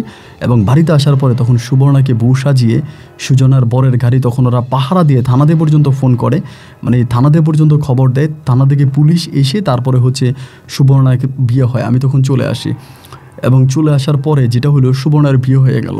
তো বিয়ে হয়ে যাওয়ার পর আমি কোনোভাবেই নিজের মনকে বুঝাইতে পারি না, এবং এই সুবর্ণার বিয়ের 3 থেকে 4 দিন পরে ওই চাচি আসছে আমাদের বাড়িতে, যেই চাচি সুবর্ণাকে গিয়ে জিজ্ঞেস করছিল। 3-4 দিন পরে চাচি আসছে, এসে আমার বলে যে সুজন ভালো আছো? আমি বললাম চাচি কেমনে ভালো থাকি বলেন, আমার ভালো থাকার কোনো লাইন আছে? সুবর্ণা তো আমার সমস্ত ভালো থাকাগুলো কেড়ে নিয়ে গেছে। পরে আমার বলে আচ্ছা সুজন, তুমি কি আমাকে একটা সত্যি কথা বলবা? আমি বললাম হ্যাঁ চাচি বলবো। চাচি আমাকে বলে আসলেই কি সুবর্ণা কোনো দিন, তুমি ওই যে বিটার মধ্যে বাঁশি বাজিতে সুজন রাতের বেলায় সুবর্ণা তোমার কাছে আসছে? আমি বললাম চাচি 1 দিন 2 দিন নয়, প্রায় 3টা মাস প্রতিটা রাতে আমি ওখানে বসে বাঁশি বাজাইতাম, সুবর্ণা আমার কাছে আসতো, আমার এই রানে সুবর্ণা মাথা রেখে ঘুমাইতো প্রতিদিন। রাত্র 1টা থেকে রাত্র 3টা পর্যন্ত আমার সাথে থাকতো, 3টার পরেও বাড়িতে যাইতো। উনি আমাকে বলে দেখো, আমি সুবর্ণাকে বিয়ের পরেও আমি সুবর্ণাকে 3-4 বার এই কথাটা জিজ্ঞেস করছি। শেষ পর্যন্ত সুবর্ণা তার মাকে সে অনেক ভালোবাসে, সুবর্ণা কিন্তু তার মাকে অনেক ভালোবাসে। ও ওর মায়ের কসম করে বলতেছে ও কোনোদিনও রাতের বেলায় তো দূরের কথা, দিনের বেলায় ওই ভিটার মধ্যে যায় নাই। আর আরেকটা কথা কি জানো, সুবর্ণা না হইলে মিথ্যা বললো, ঠিক আছে মানলাম যে সুবর্ণা ওই ভিটার মধ্যে গিয়া তোমার সাথে প্রেম করে আইসো, আরেক বড়লোকের ছেলেকে পাইছে বা অন্য কাউরে পাইছে, ওরে বিয়ে করার জন্য না হয় মিথ্যে বললো, কিন্তু সুবর্ণার দাদি তো মিথ্যে বলে না। সুবর্ণার দাদি আমাদের এলাকার ভিতরে 1 নাম্বার হাজি মানুষ, উনি হজ করে আসছে, এবং উনি জীবনে কখনো আমি শুনি না কোনো মিথ্যা বলতে। সুবর্ণার দাদি প্রতিটা রাতে সুবর্ণার সাথে ঘুমাইতো, একই খাটে ঘুমাইতো সুবর্ণার দাদি। তো সুবর্ণা যদি রাত 1টা থেকে 3টা পর্যন্ত তোমার সাথে ওই ভিটার পারে থাকতো, তাহলে কি সুবর্ণার দাদি এটা জানতো না বলো? আমি বললাম অবশ্যই জানতো। বলে সুবর্ণার দাদিকে আমি জিজ্ঞেস করেছিলাম, উনি কোরআন শরীফ পড়তেছে সকালবেলা, আমি ওনার পাশে গিয়ে ওনাকে জিজ্ঞেস করছি, উনি বলে কোরআনটা সামনে রে। আমি কোনোদিনও দেখিনি আমার নাতিন রাতের বেলায় ঘুম থেকে উঠে কোনো ছেলের কাছে যাইতে, এটা পুরোপুরিভাবে মিথ্যা কথা। আমি বললাম যে তাহলে আপনি কি বলতে চাচ্ছেন? উনি বলে আমার কাছে মনে হয় যে সুবর্ণা কোনোদিনও তোমার কাছে আসে নাই রাতের বেলায়, সুবর্ণা কোনোদিনও রাতের বেলায় তোমার কাছে আসেনি। তুমি যেখানে বাঁশি বাজাইতা, আমার মন বলতেছে সুবর্ণার রূপে হয়তো কোনো এক পরী তোমার কাছে আসছে। আমি বলি, আন্টি এটা আপনি কি বলেন? কোনো পরী কি কোনো মানুষের রূপ ধারণ করে আসতে পারে? উনি বলে, হ্যাঁ, আমাদের এলাকাতে একটা ঘটনা আছে। তখন উনি ওনাদের এলাকার একটা ঘটনা বলল, মানে বউ মরে যাওয়ার পরেও নাকি বিভিন্নভাবে স্বামীর কাছে আসতো এবং বউয়ের রূপ ধারণ করে আসতো ওই জিনটা, এবং ওই মানে ইয়ের সাথে থাকতো, ওই পুরুষের সাথে নাকি থাকতো। তখন আমাকে বলতেছে যে জিনেরা যে কোনো সময় যে কোনো রূপ ধারণ করতে পারে। সম্ভবত ওই পরীটা সুবর্ণার রূপ ধারণ করে তোমার কাছে আসছে, তোমার সাথে থাকছে, এবং সুবর্ণার বিয়ে হয়ে গেছে, এই জন্য সম্ভবত আর আসে না, বা সুবর্ণার বিয়ে হয়ে যাবে সেটা জেনে সে চলে গেছে। আমি বললাম, কাকি এইটা আমার কোনোভাবেই বিশ্বাস হয় না। আমার কোনোভাবেই বিশ্বাস হয় না যে আমার বাঁশির সুর শুনে কোনো এক পরী আমার কাছে আসছে, এবং আমি তো সুবর্ণাকে দেখেছি, ওর শরীরে আমি হাত দিয়েছি। আপনি কি বলেন? উনি বলে, আমাকে খোলাখুলিভাবে বলে শারীরিক সম্পর্ক হয়েছে। আমি বললাম, না, এরকম কিছু হয় নাই। উনি বলে যে আমার কাছে মনে হয় না, এরপরেও আমি তোমার এই সুবর্ণার সামনাসামনি করব, তুমি কালকে অমুক জায়গায় এসো। সুবর্ণা তখন তাদের বাড়িতে। তো আমাকে একটা জায়গার ঠিকানা দেয়, উনি আমাকে পরে ওই ঠিকানা অনুযায়ী আমি তখন যাই। আমাকে একটা টাইম দেয়, দিনের 11টার পরে যে সময় দেয়, আমি একটা মানে ওই সুবর্ণাদের এলাকায় একটা মানে স্কুল ঘর আছে, একজন স্কুলের ঘরের মধ্যে যাই। তখন স্কুল বন্ধ, আপনার ওই স্কুল ঘরটা মানে পরিত্যক্ত আর কি। ওইখানে যাই, পরে ওই চাচি সুবর্ণাকে নিয়ে আসে। আমি সুবর্ণার দিকে তাকায় আসি যে একটা মানুষ কীভাবে এরকম বেইমানি করতে পারে, একটা মানুষ কীভাবে এতটা চেঞ্জ হতে পারে ভাই। ও তখন আমার কাছে আসে, এসে আমাকে বলে, সুজন ভাই ভালো আছেন? আমি বললাম, তুই আমার ভালো রাখছিস? তুই আমার ভালো থাকা রাখছিস? আমার সমস্ত ভালো থাকাগুলো গলা টিপে হত্যা করে এখন আমাকে জিজ্ঞেস করতেছিস আমি ভালো আছি কি না? আরে তুই তো একটা কালফিট, একটা বেইমান, একটা ধোঁকাবাজ, একটা চিটার। আমাকে বলে, হ্যাঁ এটা আপনি বলতে পারেন, আমি আপনার সাথে সম্পর্ক করছি এবং সম্পর্ক করে আমি আপনাকে ছেড়ে দিছি, বা আমি অন্য কোথাও বিয়ে করছি, কিন্তু সব আপনি বলেন আমি মেনে নিলাম, কিন্তু আপনি আমার নামে এত বড় মিথ্যা কথাটা কীভাবে এলাকাতে ছড়াই দিচ্ছেন? আমি বললাম, মিথ্যা? কোন মিথ্যা?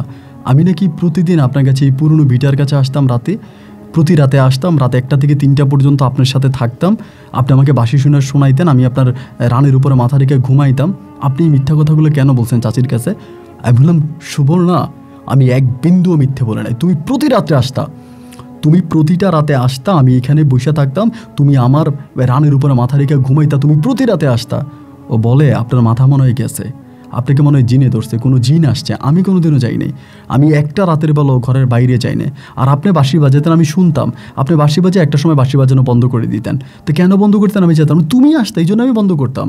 তুমি আমার কাছে আসতে, আমি বন্ধ করতাম। বলে, হায় হায়, আমি তো ঘরে শুনে শুনতাম আপনি বাঁশির সুর বন্ধ করে দিয়েছেন, বাঁশি বাজানো বন্ধ করছেন, আমি আপনার কাছে যাবো কেমনি? কি উল্টাপাল্টা কথা বলেন ভাই। তখন আমি কি বলবো, মানে তখন আসলে বলার মতো কোনো অবকাশ আমার নাই, আমার বলার মতো কোনো ভাষা নাই। আমি শুধু ওর দিকে তাকায় থাকি যে কি হচ্ছে আমার সাথে। এরই মাঝে ওর চাচি তখন বলে যে, আচ্ছা সুজন তুমি এখানে দাঁড়াও, আমি আসতেছি। এবং উনি তখন সুজনাকে মানে সুবর্ণাকে টেনে এখান থেকে নিয়ে যায়, নিয়ে উনি 15-20 মিনিট পর আবারও আসে। এখানে এসে আমাকে বলতেছে, সুজন তুমি চলে যাও। আমি বললাম, চাচি আমি তো চলে যাব, কিন্তু একটা মানুষ কিভাবে পারে এরকম মিথ্যে বলতে? চাচি তখন আমার মাথায় হাত দিয়ে বলতেছে যে, সুজন রে, সুবর্ণা তোমার সাথে মিথ্যা বলে নাই, সুবর্ণা তোমার সাথে মিথ্যা বলে নাই। আমি তোমাকে নিশ্চিত করে বলি, তুমি যে ওখানে বাঁশি বাজে, তা সত্যিই কোনো না কোনো পরী এসে তোমার সাথে দেখা করেছে সুবর্ণার রূপে, এটা সুবর্ণা না। এবং চাচির এই কথাটা আমার তখন মনের ভিতরে ঢুকে যায়, আসলেই কি কোনো পরী আসছিল? আসলেই কি কোনো পরী এসে এখানে সুবর্ণা রূপে আমার সামনে আসছিল? তাহলে পরীটা যদি সুবর্ণা রূপ ধারণ করতে পারে, আমি এই পরীটাকে বিয়ে করবো, সমস্যা কি? আমার এই পরীটা লাগবে, আমার এই পরীটা লাগবে। এইটা বলে আমি কি করলাম জানেন? সুবর্ণার বিয়ে হয়ে যাওয়ার পরে যখন আমি জানতে পারলাম যে না, সুবর্ণা রাতে আমার কাছে আসে না, আমি সেই রাতে আবারও ওখানে গিয়ে বাঁশি বাজাতে শুরু করছি। তখন কিন্তু সুবর্ণা তার শ্বশুর বাড়িতে, সুবর্ণা তখন তার শ্বশুর বাড়িতে চলে গেছে। আমি ওই ভিটার মধ্যে যাই, আবারও সেম একইভাবে একই রাতে ওইখানে বসে বসে আমি আবারও বাঁশি বাজাতে শুরু করি। আমার দৃঢ় বিশ্বাস যে আমার বাঁশির সুরে যদি সেটা পরীও হয়ে থাকে, জিনও হয়ে থাকে, সে অবশ্যই আসবে। আমি আমার মতো করে আবার ওখানে বাঁশি বাজাইতেছি। পুরোটা রাত আমি বাঁশি বাজাইলাম, কিন্তু আমি কাউকে দেখতে পেলাম না। এই রাতটা কেটে গেল, এরপরে রাত টানা প্রায় 7-8 দিনের মতো আমি ওখানে বসে বাঁশি বাজাচ্ছি, কিন্তু সুবর্ণাকে আমি আর পেলাম না। একদিন আমি লাস্টবারের মতো আমি চিন্তা করতেছি যে আজকে যদি মানে আমি বাঁশি বাজানোর আগে চিৎকার করে বলতেছি ওইখানে বসে যে, তুমি সুবর্ণা হও আর যেই হও, তুমি যদি আজকে না আসো, আমি আজকেই আমার বাঁশি বাজানো শেষ, এখানে বাঁশি বাজাই। আমি ওই দিন রশি নিয়ে গেছি, সাথে করে রশি নিয়ে গেছি যে আমি ফাঁসি দিয়ে দিব, যে আমি বলতেছি যে আজকেই আমার বাঁশি বাজানো শেষ, তুমি যদি আজকে আমার কাছে না আসো, তুমি যেই হও, সুবর্ণা হও বা কোনো পরী হও, যদি তুমি না আসো তাহলে আমি আজকে বাঁশি বাজানো শেষ করেই এখানে ফাঁসি দিয়ে আমি চলে যাব, আমি এখানে ফাঁসি দিয়ে চলে যাবো, আমি এরকমটাই বলতেছিলাম। এরকম করে বাঁশিতে আবারও ফু দিলাম, কিন্তু কাউকেই দেখতে পাচ্ছি না, কারো কোনো সারা শব্দও পাচ্ছি না। বাঁশি বাজাইতে একটা সময় চোখের পানিগুলো ফেলে চিন্তা করলাম যে ফাঁসি দিয়েই দিব। এই বলে আমি তখন উপরের দিকে তাকালাম, তাকানোর পরে আমি দেখি সুবর্ণা দাঁড়িয়ে আছে। সুবর্ণা দাঁড়িয়ে থাকা দেখে আমি জাস্ট অবাক হয়ে ওর দিকে তাকায় আছি। একই চোখ, একই নাক, একই ঠোঁট, একই মুখ, একই শরীর, মনে হয় যেন একই পোশাক। আমার দিকে তাকিয়ে একরকম হাসি দিয়ে আছে। আমি তখন তাকে বলতেছি, কে তুমি? এমনিই বলতেছে, কারণ আমি তো দেখতেছি সুবর্ণা দাঁড়ায় আছে, বাট আমি তো শিওর হই যে এটা সুবর্ণা না, কারণ সুবর্ণা তার নানার বাড়িতে তার শ্বশুর বাড়িতে চলে গেছে, আমি সেটাও জানি এটা সুবর্ণা না। আমি তখন বললাম যে কে আপনি? পরে আমাকে বলতেছে, দেখে বুঝেন না, একদম কণ্ঠটাও অবিকল সুবর্ণার, মানে সুবর্ণার কণ্ঠে, সোজা কথা, অবিকল না, সুবর্ণার কণ্ঠে। আমি বললাম, আমি তো এটাই দেখেছিলাম বিগত মাসগুলো ধরে যে আমার সুবর্ণা আমার কাছে আসছে। তখন কিন্তু আমার ভিতরে কোনো ভয় কাজ করে না। কেন ভয় কাজ করে না জানেন? কারণ এই মানুষটার সাথেই তো আমি 3 মাস ধরে রাতের বেলা এখানে রাত কাটাইছি, প্রতিটা রাত তো আমি তার সাথেই কাটাইছি বিগত 3টা মাস। তাহলে তাকে দেখলে আমার ভয় লাগবে কেন? তাকে দেখলে আমার ভিতরে ভয় কাজ করবে কেন? বিশ্বাস করেন, বিন্দু পরিমাণের ভয় আমার ভিতরে তখন কাজ করতেছে না। আমি তার মুখের দিকে তাকায় আছি, একদম তার চোখে চোখ রেখে কথা বলতেছি। পরে আমাকে বলতেছে যে ভয় পান না? আমি বললাম, না, কেন ভয় পাবো? বলে, আপনি তো জানেন আমি সুবর্ণা না, তাহলে কি ভয় লাগে না? আমি বললাম, না, তাহলেও ভয় লাগে না, কারণ আমি তো আপনাকে এই বুকে অনেক নিয়ে ঘুমাইছি এখানে। পরে বলে, আমি কি বসবো? আমি বললাম, হ্যাঁ বসেন। পরে বসছে আমি। বলে, বাঁশি বাজাবেন? আমি বললাম, বাজাবো। বলে, তাহলে বাজান। আমি বাঁশি বাজাইতেছি, তার মুখের দিকে তাকিয়ে আছি, অদ্ভুতভাবে তাকিয়ে আছি।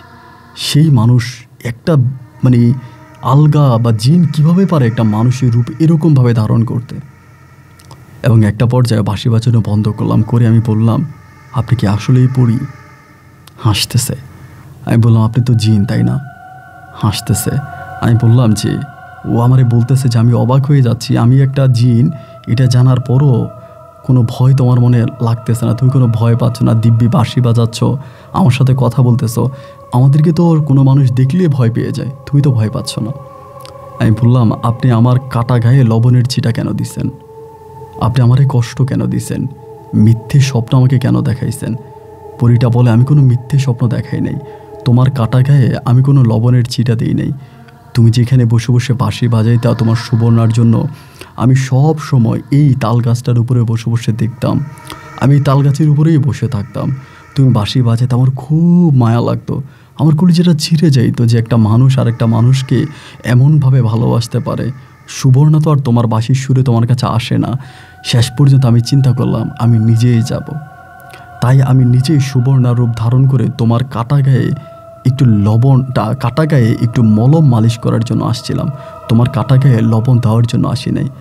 আমি তখন বললাম, ঠিক আছে, যেহেতু আপনি আমার কাটা গায়ে আপনি বলেন আপনি মলম মালিশ করছেন, তাহলে আপনি আমার এই মলমটা মালিশ যেহেতু করছেন, আপনি আমার সাথে থাকেন।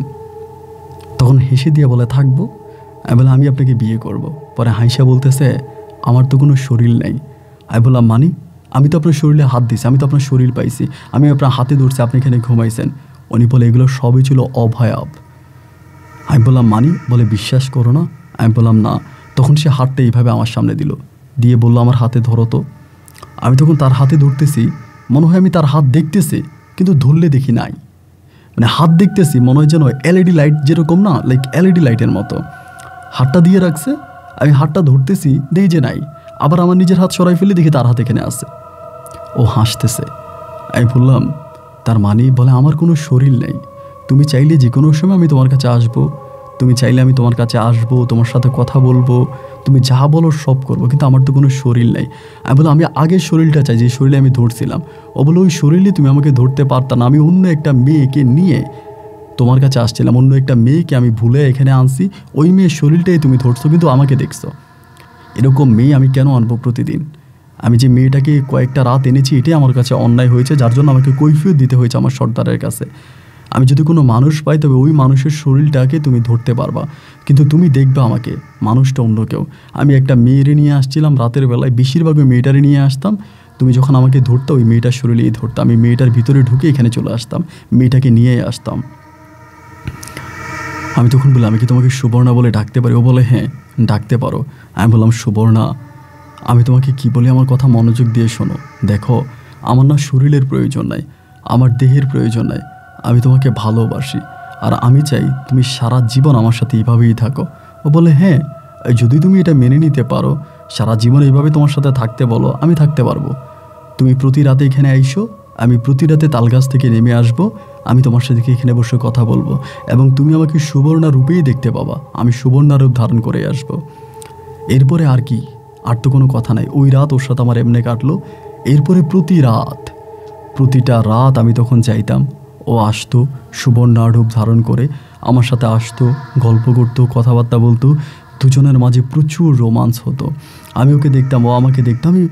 আমি তখন 1% পর্যন্ত বিশ্বাস, আমার ভেতরে অবিশ্বাস ছিল না যে ওই সুবর্ণা না, আমি ওকে সুবর্ণাই মনে করতাম। এভাবে দিন আর রাতগুলো কাটতেছে আর আমাদের এলাকার সব মানুষ আমাকে পাগল বলে আখ্যায়িত করতেছে। এলাকার সব লোকে বলতেছে যে সুজন পাগল হয়ে গেছে, সুজনের মাথায় সমস্যা আছে, এবং অনেকেই বলে আমাকে পুরীতে ধরছে, অনেকেই বলে আমাকে জিনে ধরছে, আমার সাথে জিন পরি আসে, এরকম অনেকে অনেক ধরনের কথাবার্তাই বলে। তো অনেকে আবার বলে যে এই ছেলেটা সুবর্ণার জন্য পাগল হয়ে গেছে, সবাই বলে। এবং সুবর্ণার বাবার কাছেও বলে যে সুজন ছেলেটা খারাপ ছিল না, ও তো ভালোই ছিল, আমাদের গ্রামের সবচেয়ে ভালো ছেলেই ছিল, কিন্তু আপনার মেয়ে আর আপনি মিলে ছেলেটারে পাগল বানাই দিয়েছেন। আপনার মেয়ে ছেলেটার সাথে প্রেমের অভিনয় করছে এবং প্রেমের অভিনয় করে ছেলেটাকে পাগল বানাই দিছে, মজনু বানাই দিছে। আজকাল ছেলেটা রাস্তায় রাস্তায় বাঁশি নিয়ে ঘুরে, সারা রাত ওই নতুন পুরনো ভিটাতে বসে বসে বাঁশি বাজায়। তো সুজনের ইয়ের বাবা কিন্তু এইসবে কোনো রকমের গুরুত্ব দিত না। কিন্তু আমি মাঝে মাঝে কী শুনতে পাইতাম জানেন, সুবর্ণা তার শ্বশুর বাড়িতে ভালো নাই। মাঝে মাঝে আমি যখন মানুষের সাথে কথা বলতাম এবং ওই পরীটাই আমাকে বলতো রাতের বেলায়, ওই যে পরীটা আসতে ওই পরীটার নাম ছিল মেহের, ওর নাম ছিল মেহের। তো আমি ওকে সুবর্ণা বলেই ডাকতাম, কিন্তু ওর অরিজিনাল নাম ছিল মেহের। তো মেহের আমাকে বলতো সুবর্ণা ওইখানে ভালো নাই, ওর স্বামীর ঘরে সুবর্ণা ভালো নাই, কারণ সুবর্ণার যে স্বামী, ওই স্বামী পরকীয়ায় লিপ্ত। সুবর্ণার এক ইয়া আছে, সুবর্ণার কি বলে, স্বামীর বড় ভাইয়ের বউ আছে, সুবর্ণার হাজব্যান্ড তার ভাবির সাথে পরকীয়ায় লিপ্ত এবং ওই মহিলার সাথে পরকীয়া করে, এবং ওই মহিলার সাথে পরকীয়া করে যার কারণে সে সুবর্ণাকে স্ত্রীর মর্যাদা ওভাবে এখনও দেয়নি, এবং সুবর্ণা মূলত তার শ্বশুরবাড়িতে খুব একটা সুখে নাই। এই কথাগুলো আমাকে আমার পুরি মেহের বলতো। এবং এরপরে আমি যখন এলাকার লোকজনদেরকে জিজ্ঞেস করতাম, এলাকার লোকজনের সাথে কথা বলতাম, তারাও বলতো যে সুবর্ণা তার শ্বশুরবাড়িতে ভালো নাই, সেখানে অনেক কষ্টে আছে, যন্ত্রণায় আছে, প্রচণ্ড রকমের দুঃখে কষ্টে ওর জীবন কাটতেছে। ওর হাজব্যান্ড ওর গায়ে হাত তোলে, ওকে মারে, এরকম বলে। কিন্তু প্রতি রাতেই আমার এই মেহেরের সাথে দেখা হতো। ওই পুরনো বিটায় আমি যাইতাম, মেহের আসতো, আমি মেহেরের সাথে কথা বলতাম। আমি কিন্তু তখন অনেক হ্যাপি।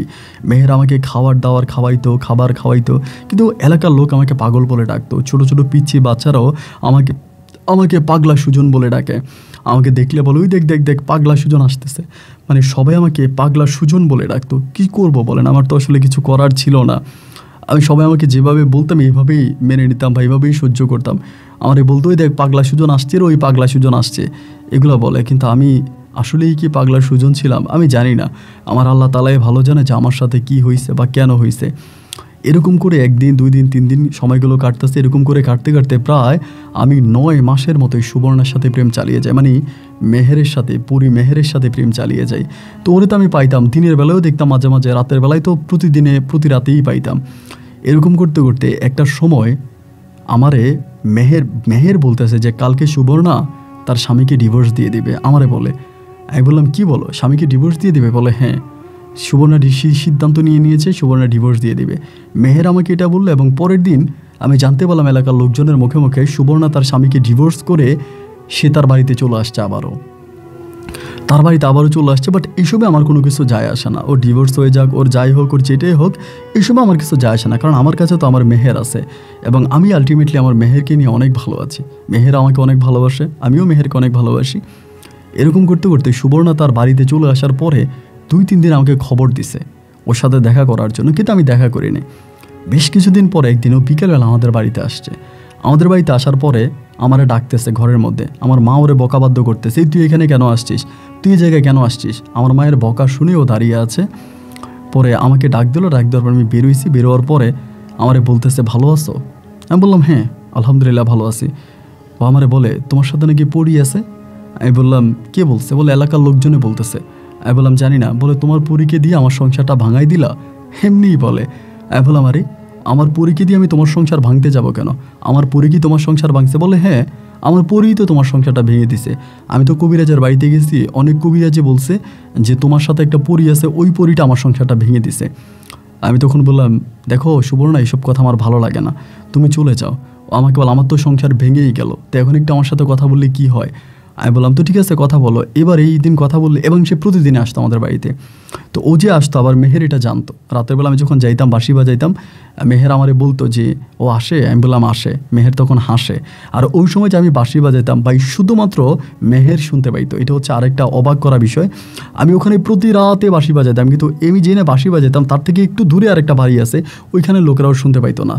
বা মাঠের মধ্যে কোনো লোক হাঁটতেছে, সেও বাঁশির সুর শুনতো না। শুধুমাত্র আমি মেহেরের জন্য বাজাইতাম, মেহেরই শুনতে পেত, আর কেউ শুনতো না। এরকম করে বেশ কয়েকদিন সুবর্ণ আমাদের বাড়িতে আসতো যাইতো, আসতো যাইতো। যেতে যেতে একটা পর্যায়ে সুবর্ণ আমাকে প্রস্তাব দিল। ও আমাকে বলে, যা হবার তা হয়ে গেছে, এখন আমার বিয়ে করবেন এমনি? আমি তখন বললাম, কি বলতেছো, এটা কেমনি সম্ভব? ও বলে, কেমনি মানি, আমার বিয়ে করবেন? যদি করেন আমি আমার বাবার অমতে আপনার বিয়ে করতে রাজি আছি। তাই আমি বললাম, তো তোমার বাবার অমতে আমাকে আগে বিয়ে করো নাই কেন? ও বলে, আগের কথা বাদ দেন, যেটা ভুল হয়ে গেছে তা তো হয়েই গেছে, এটা তো আর বলে এখন লাভ নাই। এখন যদি আপনি রাজি থাকেন, আমি আমার বাবার এগেনিস্টে গিয়ে আমি আপনাকে বিয়ে করব। আমি তখন বললাম, তো তোমার বাবার এগেনিস্টে গিয়ে আমাকে বিয়ে করবা, তোমার আব্বা কি তোমাকে আস্ত রাখবে, তোমাকে ছেড়ে দিবে? ও বলে, আমি এত কিছু বুঝি না, আপনি যদি আমার বিয়ে করতে চান তাহলে আমি আমার আব্বার অমতে গিয়ে আপনাকে বিয়ে করবো, আপনি করবেন? আমি বললাম যে না, আমি করব না। তখন তো আমি মেহেরের সাথেই আছি, আমি করব না। ভাই ও প্রতিদিনে আসতো আমাদের বাড়িতে, এসে হাত কাটতো, পাগলামি করতো, চিল্লাচিল্লি করতো, মানে ও এমন কিছু নাই করে নেই। আমার মা ওর গায়ে পর্যন্ত হাত তুলছে, ওকে মাইরা ধাক্কায় আমাদের বাড়ি থেকে বের করে দিচ্ছে। এরপরের দিন চলে আসে, রাস্তায় এসে দাঁড়ায় থাকে। ওর বাবাও মানে না, ওর বাবারেও মারে। ওর বাবা যদি ওর সামনে দাঁড়ায়, ওর নিজের বাবারে কম করে হলেও 100 বারের উপরে মারছে ওর বাবারে। এন ওর বাবা ওর ভয়ে ওর সামনে দাঁড়ায় না, ওর বাবারে ডিরেক্টলি বলে দিচ্ছে, তোমার আমি পাবো, তোমার আমি জবাই দিয়ে দিব, তোমার কারণে আমি আমার ভালোবাসার মানুষের হারাইছি, এখন আমি আমার ভালোবাসার মানুষকে চাই, তুমি আমাকে বাধা দিবা না। এরকম করে 1 দিন 2 দিন 3 দিন 4 দিনের সময়গুলো কাটতে কাটতে একটা সময় আমি মেহেরকে বললাম, মেহের, সুবর্ণ তো এরকম পাগলামি করতেছে, আমি কি করব? মেহের আমাকে বলে, তুমি সুবর্ণকে বিয়ে করো। আমি বললাম, আরে তুমি কি পাগল হয়ে গেছো, কি বলতেছো আমি সুবর্ণকে বিয়ে করব? তুমি তো আসো। আমাকে বলে, দেখো তুমি তো আমাকে স্পর্শ করতে পারো না, আমাকে ধরতে পারো না, আমাকে ধরতে হলে অন্য একটা মেয়ে লাগে, অন্য একটা মেয়েকে যেদিন আমি নিয়ে আসি সেদিন তুমি আমার হাত ধরতে পারো, এছাড়াও তুমি আমাকে ধরতে পারো না। তুমি সুবর্ণাকে বিয়ে করো, তুমি যদি সুবর্ণাকে বিয়ে করো, সুবর্ণা রাতে তোমার সাথে ঘুমাবে, আমি সুবর্ণার ভিতরে যাব, এবং গেলে পরে আমি সুবর্ণার সাথে তুমি থাকবা, কিন্তু আমি তোমাকে পাবো, আমি সুবর্ণার ভিতরে ঢুকবে, এতে তুমি সুবর্ণাকেও পাইলা, আমাকেও পাইলা, তুমি একটা শরীর পাইলা, আমার তো নিজের কোনো শরীর নেই। আমি বললাম, তাহলে কি তুমি বলতেছো সুবর্ণাকে বিয়ে করার জন্য? ও আমাকে বলে, হ্যাঁ, আমি নিজেই তোমাকে বললাম সুবর্ণাকে বিয়ে করার জন্য, তুমি সুবর্ণাকে বিয়ে করো। ও আমাকে বলে, আমি তখন বললাম যে সত্যি তো? আমাকে বলে, হ্যাঁ। আমি বললাম, পরে আমাকে ছেড়ে যাবা না তো? আমার কিন্তু সুবর্ণাকে প্রয়োজন না, আমার তোমারই প্রয়োজন। ও আমাকে বলে, না, আমি কখনোই তোমাকে ছেড়ে যাব না, তোমার মৃত্যু পর্যন্ত আমি তোমার সাথে থাকবো, এটা আমার ওয়াদা। এরপর আমি তখন করলাম কি, সুবর্ণারে বললাম যে ঠিক আছে, আমি বিয়ে করতে রাজি আছি। যেদিন রাজি আছে বলছি, সুবর্ণা পাগলের মতো ওই দিনে কাজী ডেকে নিয়ে আসছে, ও নিজে কাজী ডেকে আনছে, বিশ্বাস করেন, কাজী ডেকে আনছে, ওদের বাড়ি থেকে মেয়েদেরকে নিয়ে আসছে সাক্ষী, এবং সেদিনে বিকেলবেলা আমার সাথে ওর বিয়ে হয়। বিয়ে হবার পর আমি মারে বললাম, আমার মা তখন, বাবা সিদ্ধান্ত নিল এটা, ছেলে তো বিয়েই করে না, কোন পরীর সাথে প্রেম, পরীকে ভালোবাসে, কোন পরীর সাথে সম্পর্ক, ছেলে তো এমনিই বিয়ে করে না, তা একটা বিবাহিত মেয়ের বিয়ে করক, সমস্যা নাই, তা করুক গা। আমার আব্বা আম্মা তখন মেনে নিচ্ছে, মেনে নেওয়ার পর আমার বিয়ে করাই দিল। বিয়ে করাই দেওয়ার পর আমি সুবর্ণা নিয়ে বাসর ঘরে ঢুকলাম। আমি স্পষ্ট দেখলাম সুবর্ণা শুয়ে আছে, এবং সুবর্ণার সাথে তখন বসে আছে মেহের, আমি স্পষ্ট দেখতেছি। এবং একটু পরেই মেহের সুবর্ণার ভিতরে ঢুকে গেল, এবং ঢুকে যাওয়ার পর আমি সুবর্ণার সাথে স্বামী স্ত্রীর যে সম্পর্ক, ওই সম্পর্ক করি, এবং আমরা দুজনেই অনেক হ্যাপি আছি, অনেক ভালো আছি। এরকম করতে করতে আস্তে আস্তে সুবর্ণার শরীরটা অনেক দুর্বল হয়ে যেতে থাকে, এবং সুবর্ণার বাবা মাও তখন সুবর্ণাকে মেনে নেয়, ও তখন নিজের বাপের বাড়িতেও যা, আমাদের বাড়িতেও থাকে। এরকম করতে করতে ওর কোনো সন্তানাদি হয় না। আমরা বিয়ে করেছি প্রায় 1.5 থেকে 2 বছর হয়ে গেল, কোনো সন্তানাদি হয় না।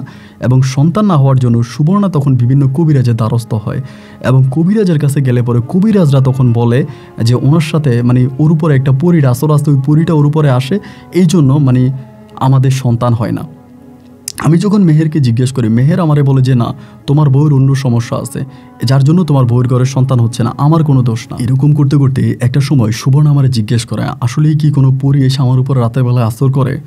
তুমি আমাকে সত্যি কথা বলবা, তুমি আমার যদি বিন্দু মাত্র ভালোবেসে থাকো তাহলে ভালোবাসার কসম করে বলবা। আমি তখন বললাম যে হ্যাঁ, একটা পরী আসে এবং ওই পরীটা তোমার মাঝে এরকম মাঝে মাঝে আসে, এবং আসলে পরে মানে এটা হয়। আমি ওর কাছে স্বীকার করছি, কারণ ও খুবই মানে আমার দিতেছে। পর আমাকে বলে এই পরীটাকে তুমি আসতে মানা করো।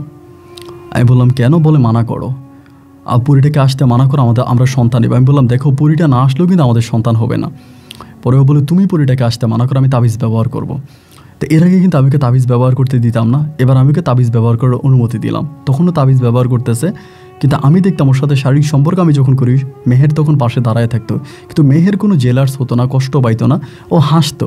আমি বলতাম আমার লজ্জা লাগে, তুমি চলে যাও, তখন ও চলে যেত।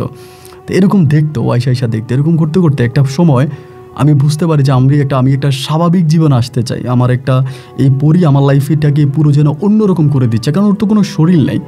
দেন আমি তখন সুবর্ণারে বললাম যে আমি ডিরেক্টলি সুবর্ণার সাথেই থাকি। আমি তখন পরীটাকে মানা করি আমার কাছে আসার জন্য, এবং একটা পর্যায়ে আমি পরীকে বলি যে তুমি আইসো না, নিজেই মানা করি। পরে ও রাগ করে দীর্ঘদিন চলে যায়। এর ভিতরে আরও 1 বছরের মতো কেটে যায়, কিন্তু সন্তান হয় না। একদিন আমি মন থেকে ওই ভিটার মধ্যে যাই, ভিটার মধ্যে গিয়ে দুপুরবেলা আমি ওরা ডাক দিই। ও আসে না। আমি দেখিও ওই গাছের নিচে গাছের উপরে বসে আসে না। অনেক অনুরোধ করার পরে নেমে আসছে। আসার পরে আমারে বলো। আমি বললাম আচ্ছা, তোমার কাছে তো অনেক ক্ষমতা আছে, আমার বউরে তো ডাক্তার কবিরাজ কম দেখাইলাম না, সন্তান হয় না, এখন একটা সন্তান হওয়ার ব্যবস্থা করে দিবা? ও বলে এটা আমার আগে বলো নাই কেন? কোনোদিন তো আমার এটা বলো নাই, সন্তান হয় না কেন, আমি যেন ব্যবস্থা করে দিই, এটা তো বলো নাই। শুধু বারবার আমাকে দোষারোপ করছো, নিজের বউ পায়ে আমাদের ছেড়ে দিছো। একটু রাগ করেই বলতেছে। আমি বললাম তুমি রাগ করো না। পরেও আমারে বললো কি যে তোমার বউয়ের এই জিনিসটা খাওয়াই, বা হঠাৎ করে কি জানি একটা জিনিস আমার হাতে দিল, একটা লাইক মিষ্টি, মানে আপনার ওই যে হোমিওপ্যাথিকের যেই ছোটো ছোটো ইয়েগুলো হয় না, মানে ক্যাপচুয়াল টাইপের, এগুলো অনেকগুলা দিয়া বললো যেটা তোমার বউরে এখনই খাওয়াই দিও, দেখবে সুখবর পাইবা। তাই আমি বললাম সত্যি তো? বলে হ্যাঁ সত্যি। ওইটা দেওয়ার পর আমি খাওয়াইছি, বিশ্বাস করেন তার 3 থেকে 3.5 মাসের মাথায় আমি খবর পাইতেছি ও বেবি কনসেপ্ট করছে। তো এই সময় কিন্তু আর মেহের আমার বাড়িতে আসতো না। মাঝে মাঝে ওই ভিটার মধ্যে গেলে মেহেরের সাথে আমার দেখা হইতো। ও কিন্তু আর আমার বাড়িতে আসতো না, বা আমার সাথে আমার ওয়াইফের সাথে সম্পর্ক করা অবস্থা ও এসে বাধা দিত না, বা কোনো ঝামেলা করতো না। এই করতে করতে আমার একটা মেয়ে সন্তান হয়, এবং আমার মেয়েটা খুবই কিউট হয়। আমার মেয়েটার নাম রাখি আমি সানজিদা। আমার সানজিদা হওয়ার সানজিদা হওয়ার 7 মাসের মাথায়, সানজিদা হওয়ার যেটা আমার জীবনে একটা কলঙ্ক, আমি আপনাকে বলবো, আপনি বুঝবেন। আমার সন্তানটা হওয়ার 7 মাসের মাথায় একদিন সুবর্ণার দাদি খুব অসুস্থ হয়ে যায়। ওনারা রংপুর সদর মেডিকেলে ভর্তি করানোর পরে সুবর্ণা আমারে বলে ওই দাদিরে দেখতে যাবে। তখন আমার মেয়েটা ওর বুকের দুধ খায়। আমি বললাম মেয়েটা তোমার বুকের দুধ খায়, মেয়েটারে রেখে যাবা? ও বলে সমস্যা নাই, মেয়ে এখন 2-1 দিন দুধ না খাইলেও চলবে, মেয়েটারে তুমি ফিটার খাওয়াও, এটা বলে ও সকালবেলা দাদিরে দেখতে যায়। আমি কিন্তু যাই না, এবং দুপুর ঘুরিয়ে বিকালের দিকে আমি খবর পাই যে সুবর্ণা ওর দাদির সাথে ওই হসপিটালে ভর্তি। কারণ হচ্ছে সুবর্ণা ওর দাদিরে দেখে আসার সময় অ্যাক্সিডেন্ট করে, এবং মারাত্মকভাবে অ্যাক্সিডেন্ট করে ওকে হসপিটালে ভর্তি করানো, ওর অবস্থা ভালো না। তা আমি দৌড় দিয়ে যাইতেছি। এমন সময় আমার মেহেরের সাথে দেখা। মেহের আসে, আমি মেহেরে বললাম যে মেহের কি হইতেছে? বলে সুবর্ণা তো বাঁচবে না, সুবর্ণার অবস্থা খারাপ। আমারে বলে। আমি বললাম সত্যি কি বাঁচবে না? বলে হ্যাঁ বাঁচবে না, হয়তো আজকে রাতের মধ্যে কিছু একটা হয়ে যেতে পারে। আমি তখন বললাম এটা কি বলো তুমি? এগুলো বলতেছে এবং বলে আমি বললাম যে দেখো না তারা বাঁচানো যায় কিনা। সুবর্ণা বলে আল্লাহর দেওয়া হয়াত, মেহের আমারে বলে যে আল্লাহর দেওয়া হয়াত আমি বাড়াতে পারবো না, এই ক্ষমতা আমার নাই, আমি সৃষ্টিকর্তার ঊর্ধ্বে না। এবং আমিও তখন দৌড়াইতে হসপিটাল পর্যন্ত যাই, এবং যাওয়ার পরে ওইখানে ডাক্তার ওর অপারেশন করে, মানে ওর পায়ের উপর দিয়ে ট্রাকের চাকা চলে যায়। রাত্র 2টার দিকে ডাক্তার অপারেশন থিয়েটার থেকে বেরোয়। ওখান থেকে বের হয়ে ডাক্তার তখন আমাদেরকে শিওর করে যে সুবর্ণা আর নাই, ও মারা গেছে। খুব কষ্ট পাই, সুবর্ণা মারা গেছে। আমি চিৎকার করে কান্না করতেছি। তখন আমার পাশে মেহের দাঁড়িয়ে আছে সম্পূর্ণ সুবর্ণা রূপে।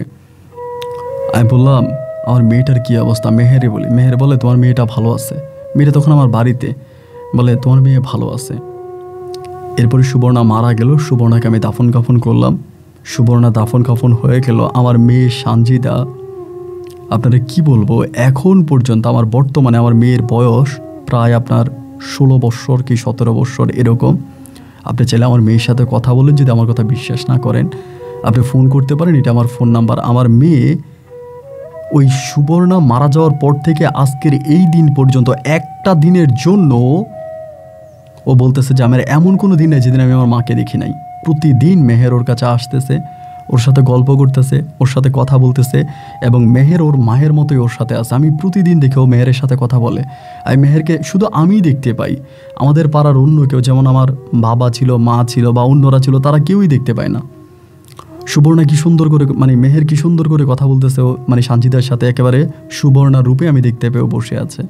তা আমার মেয়ে ও সানজিদা বুঝে যে ওটা আসলে পড়ি, কিন্তু এরপরও ঠিক নিজের মায়ের মতো করে আমার মেয়ে সানজিদাকে ভালোবাসে। এবং আমার মেয়েরে বলতেছে সুবর্ণা, মানে মেহের মাঝে মাঝে বলে যে আমি ওরে নিয়ে যাব, আমার রাজ্যে নিয়ে জিনের কাছে বিয়ে দেবো, এরকম ইয়ে করে, কিন্তু আমার মেয়েটাকেও ভালোবাসে। এবং আজকের এই অবধি পর্যন্ত আমাদের পরিবারের একজন সদস্য হয়ে মেহের নামের এই পরিটা আছে।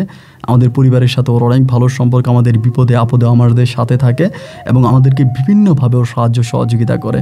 আমার মেয়েরে বলতেছে যে আমি তোমার নিয়ে আমার রাজ্যে বিয়ে দেবো। আমার মেয়ে সব সময় দেখে ওকে, আমার মেয়ে ওর সাথে কথা বলে, আমিও দেখি, আমার মেয়েও দেখে, আর অন্যরা দেখে না। তো এই গল্প, মানে এই কথাটা আমি আপনার হঠাৎ করে আপনার ভিডিওগুলো, আমি এই যে জীবনের গল্প অনুষ্ঠান আমার ভালো লাগে, আমি অনেক অনুষ্ঠান শুনি, অনেক আরজেদের অনুষ্ঠান শুনি, তো আপনার অনুষ্ঠানটা আমার ভালো লাগলো, আমি শুনলাম। শুনে আমার মেয়ে আর আমি সিদ্ধান্ত নিলাম আমরা কি মেহেরের কথা বলবো। তো মেহের হাইসা হাইসা বলতেছে বলো, মানে মেহেরকে আমার মেয়ে জিজ্ঞেস করে যে আম্মু, ও আম্মু তোমার স্টোরি বলবো। মেহের নাকি হাসি দিয়া বলে যে বলো, তবে বলবা তোমাদের ঠিকানা দিতে বলবা না, ঠিকানা যাতে না দেয়, মেহের নাকি বলে দিছে। তো মেহের বলে দিছে ঠিকানা না দেওয়ার জন্য, আর আমি আর আমার মেয়ে মিলে আপনাকে গল্প পাঠাইলাম, এবং আপনি অনুরোধ করে আমাদের ঠিকানাটা হাইড করবেন, বলবেন না, কারণ মেহেরের বিষয় বেশি মানুষ জেনে গেলে মেহের বলে সমস্যা হবে, এবং দুনিয়াতে অনেক খারাপ তান্ত্রিক আছে, তারা মেহেরের ক্ষতি করার চেষ্টা করবে। তো এই জন্য বলতেছে যে মেহেরের ঠিকানা যাতে না বলেন, আমাদের ঠিকানা যাতে না বলে, আমাদের ঠিকানা না বলে যদি পারেন আমাদের গল্পটা রেকর্ড করবেন। আর আমাদের অরিজিনাল ঠিকানা আমি আপনাকে দিয়েছি, যদি আপনারা আমার গল্প অবিশ্বাস হয়ে থাকে, এই গল্প আমাদের এলাকার প্রায় অনেকেই জানে, আপনি সবার সাথে আলোচনা করবেন। তবে আমাদের এলাকার মানুষ অনেকেই মানে পানি পড়ার জন্য, এই পড়ার জন্য, ওই পড়ার জন্য আসছিলাম, সবাইকে বলছে আমাদের সাথে এখন মেহের নাই, মেহের আমাদের ছেড়ে চলে গেছে। কারণ মেহের বলছে যাতে এই জিনিসটা আমরা গোপনে রাখি, যার জন্য আমরা এলাকার মানুষদেরকে বলেছি যে না, মেহের আমাদের সাথে নাই, কিন্তু মেহের এখন আমাদের সাথেই আছে, আমার মেয়ের সাথেও প্রতিদিন থাকে। যদি পারেন আমার কথাটা রেকর্ড করবেন, তবে অনুরোধ রইল আমাদের নাম ঠিকানাগুলো বলবেন না।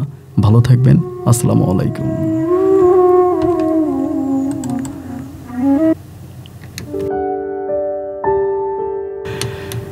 বন্ধুরা, সবাইকে অনেক ধন্যবাদ এই পর্যন্ত আমার সাথে থেকে রংপুরের ভাই সুজনের জীবনের এই গল্পটা শোনার জন্য। আমি এই গল্পের কি ব্যাখ্যা দিব, কি বলবো, আমি কি বলবো, আসলে বলার মতো কোনো ভাষা আমার নাই। আমি জাস্ট অবাক হয়ে যাচ্ছি যে এটা কিভাবে সম্ভব, এটা কিভাবে সম্ভব। আমি যদি এই প্ল্যাটফর্মে কাজ না করতাম এই জিনিসগুলো কখনোই বুঝতে পারতাম না, যে একটা পরী আজকে এতগুলো বছর ধরে ওদের পরিবারে থেকে গেছে, এবং ওদের পরিবারের একজন সদস্য স্টিল এই মুহূর্ত পর্যন্ত আছে, এবং এই পরীর কাছ থেকে অনুমতি নিয়ে সুজন ভাই এবং তার মেয়ে সানজিদা আমাকে গল্প, মানে ওনাদের এই গল্পটা বলেছে। This is mind blowing. ভয়ও লাগছে আমার রীতিমতো। যাই হোক, এই গল্প নিয়ে আপনার কোনো ব্যক্তিগত মতামত থাকলে কমেন্ট বক্সে লিখবেন। আর যেখানে বিদায়, দেখা হবে অন্য দিন অন্য কারো বাস্তব জীবনের গল্প নিয়ে। আল্লাহ হাফেজ এন্ড আসসালামু আলাইকুম।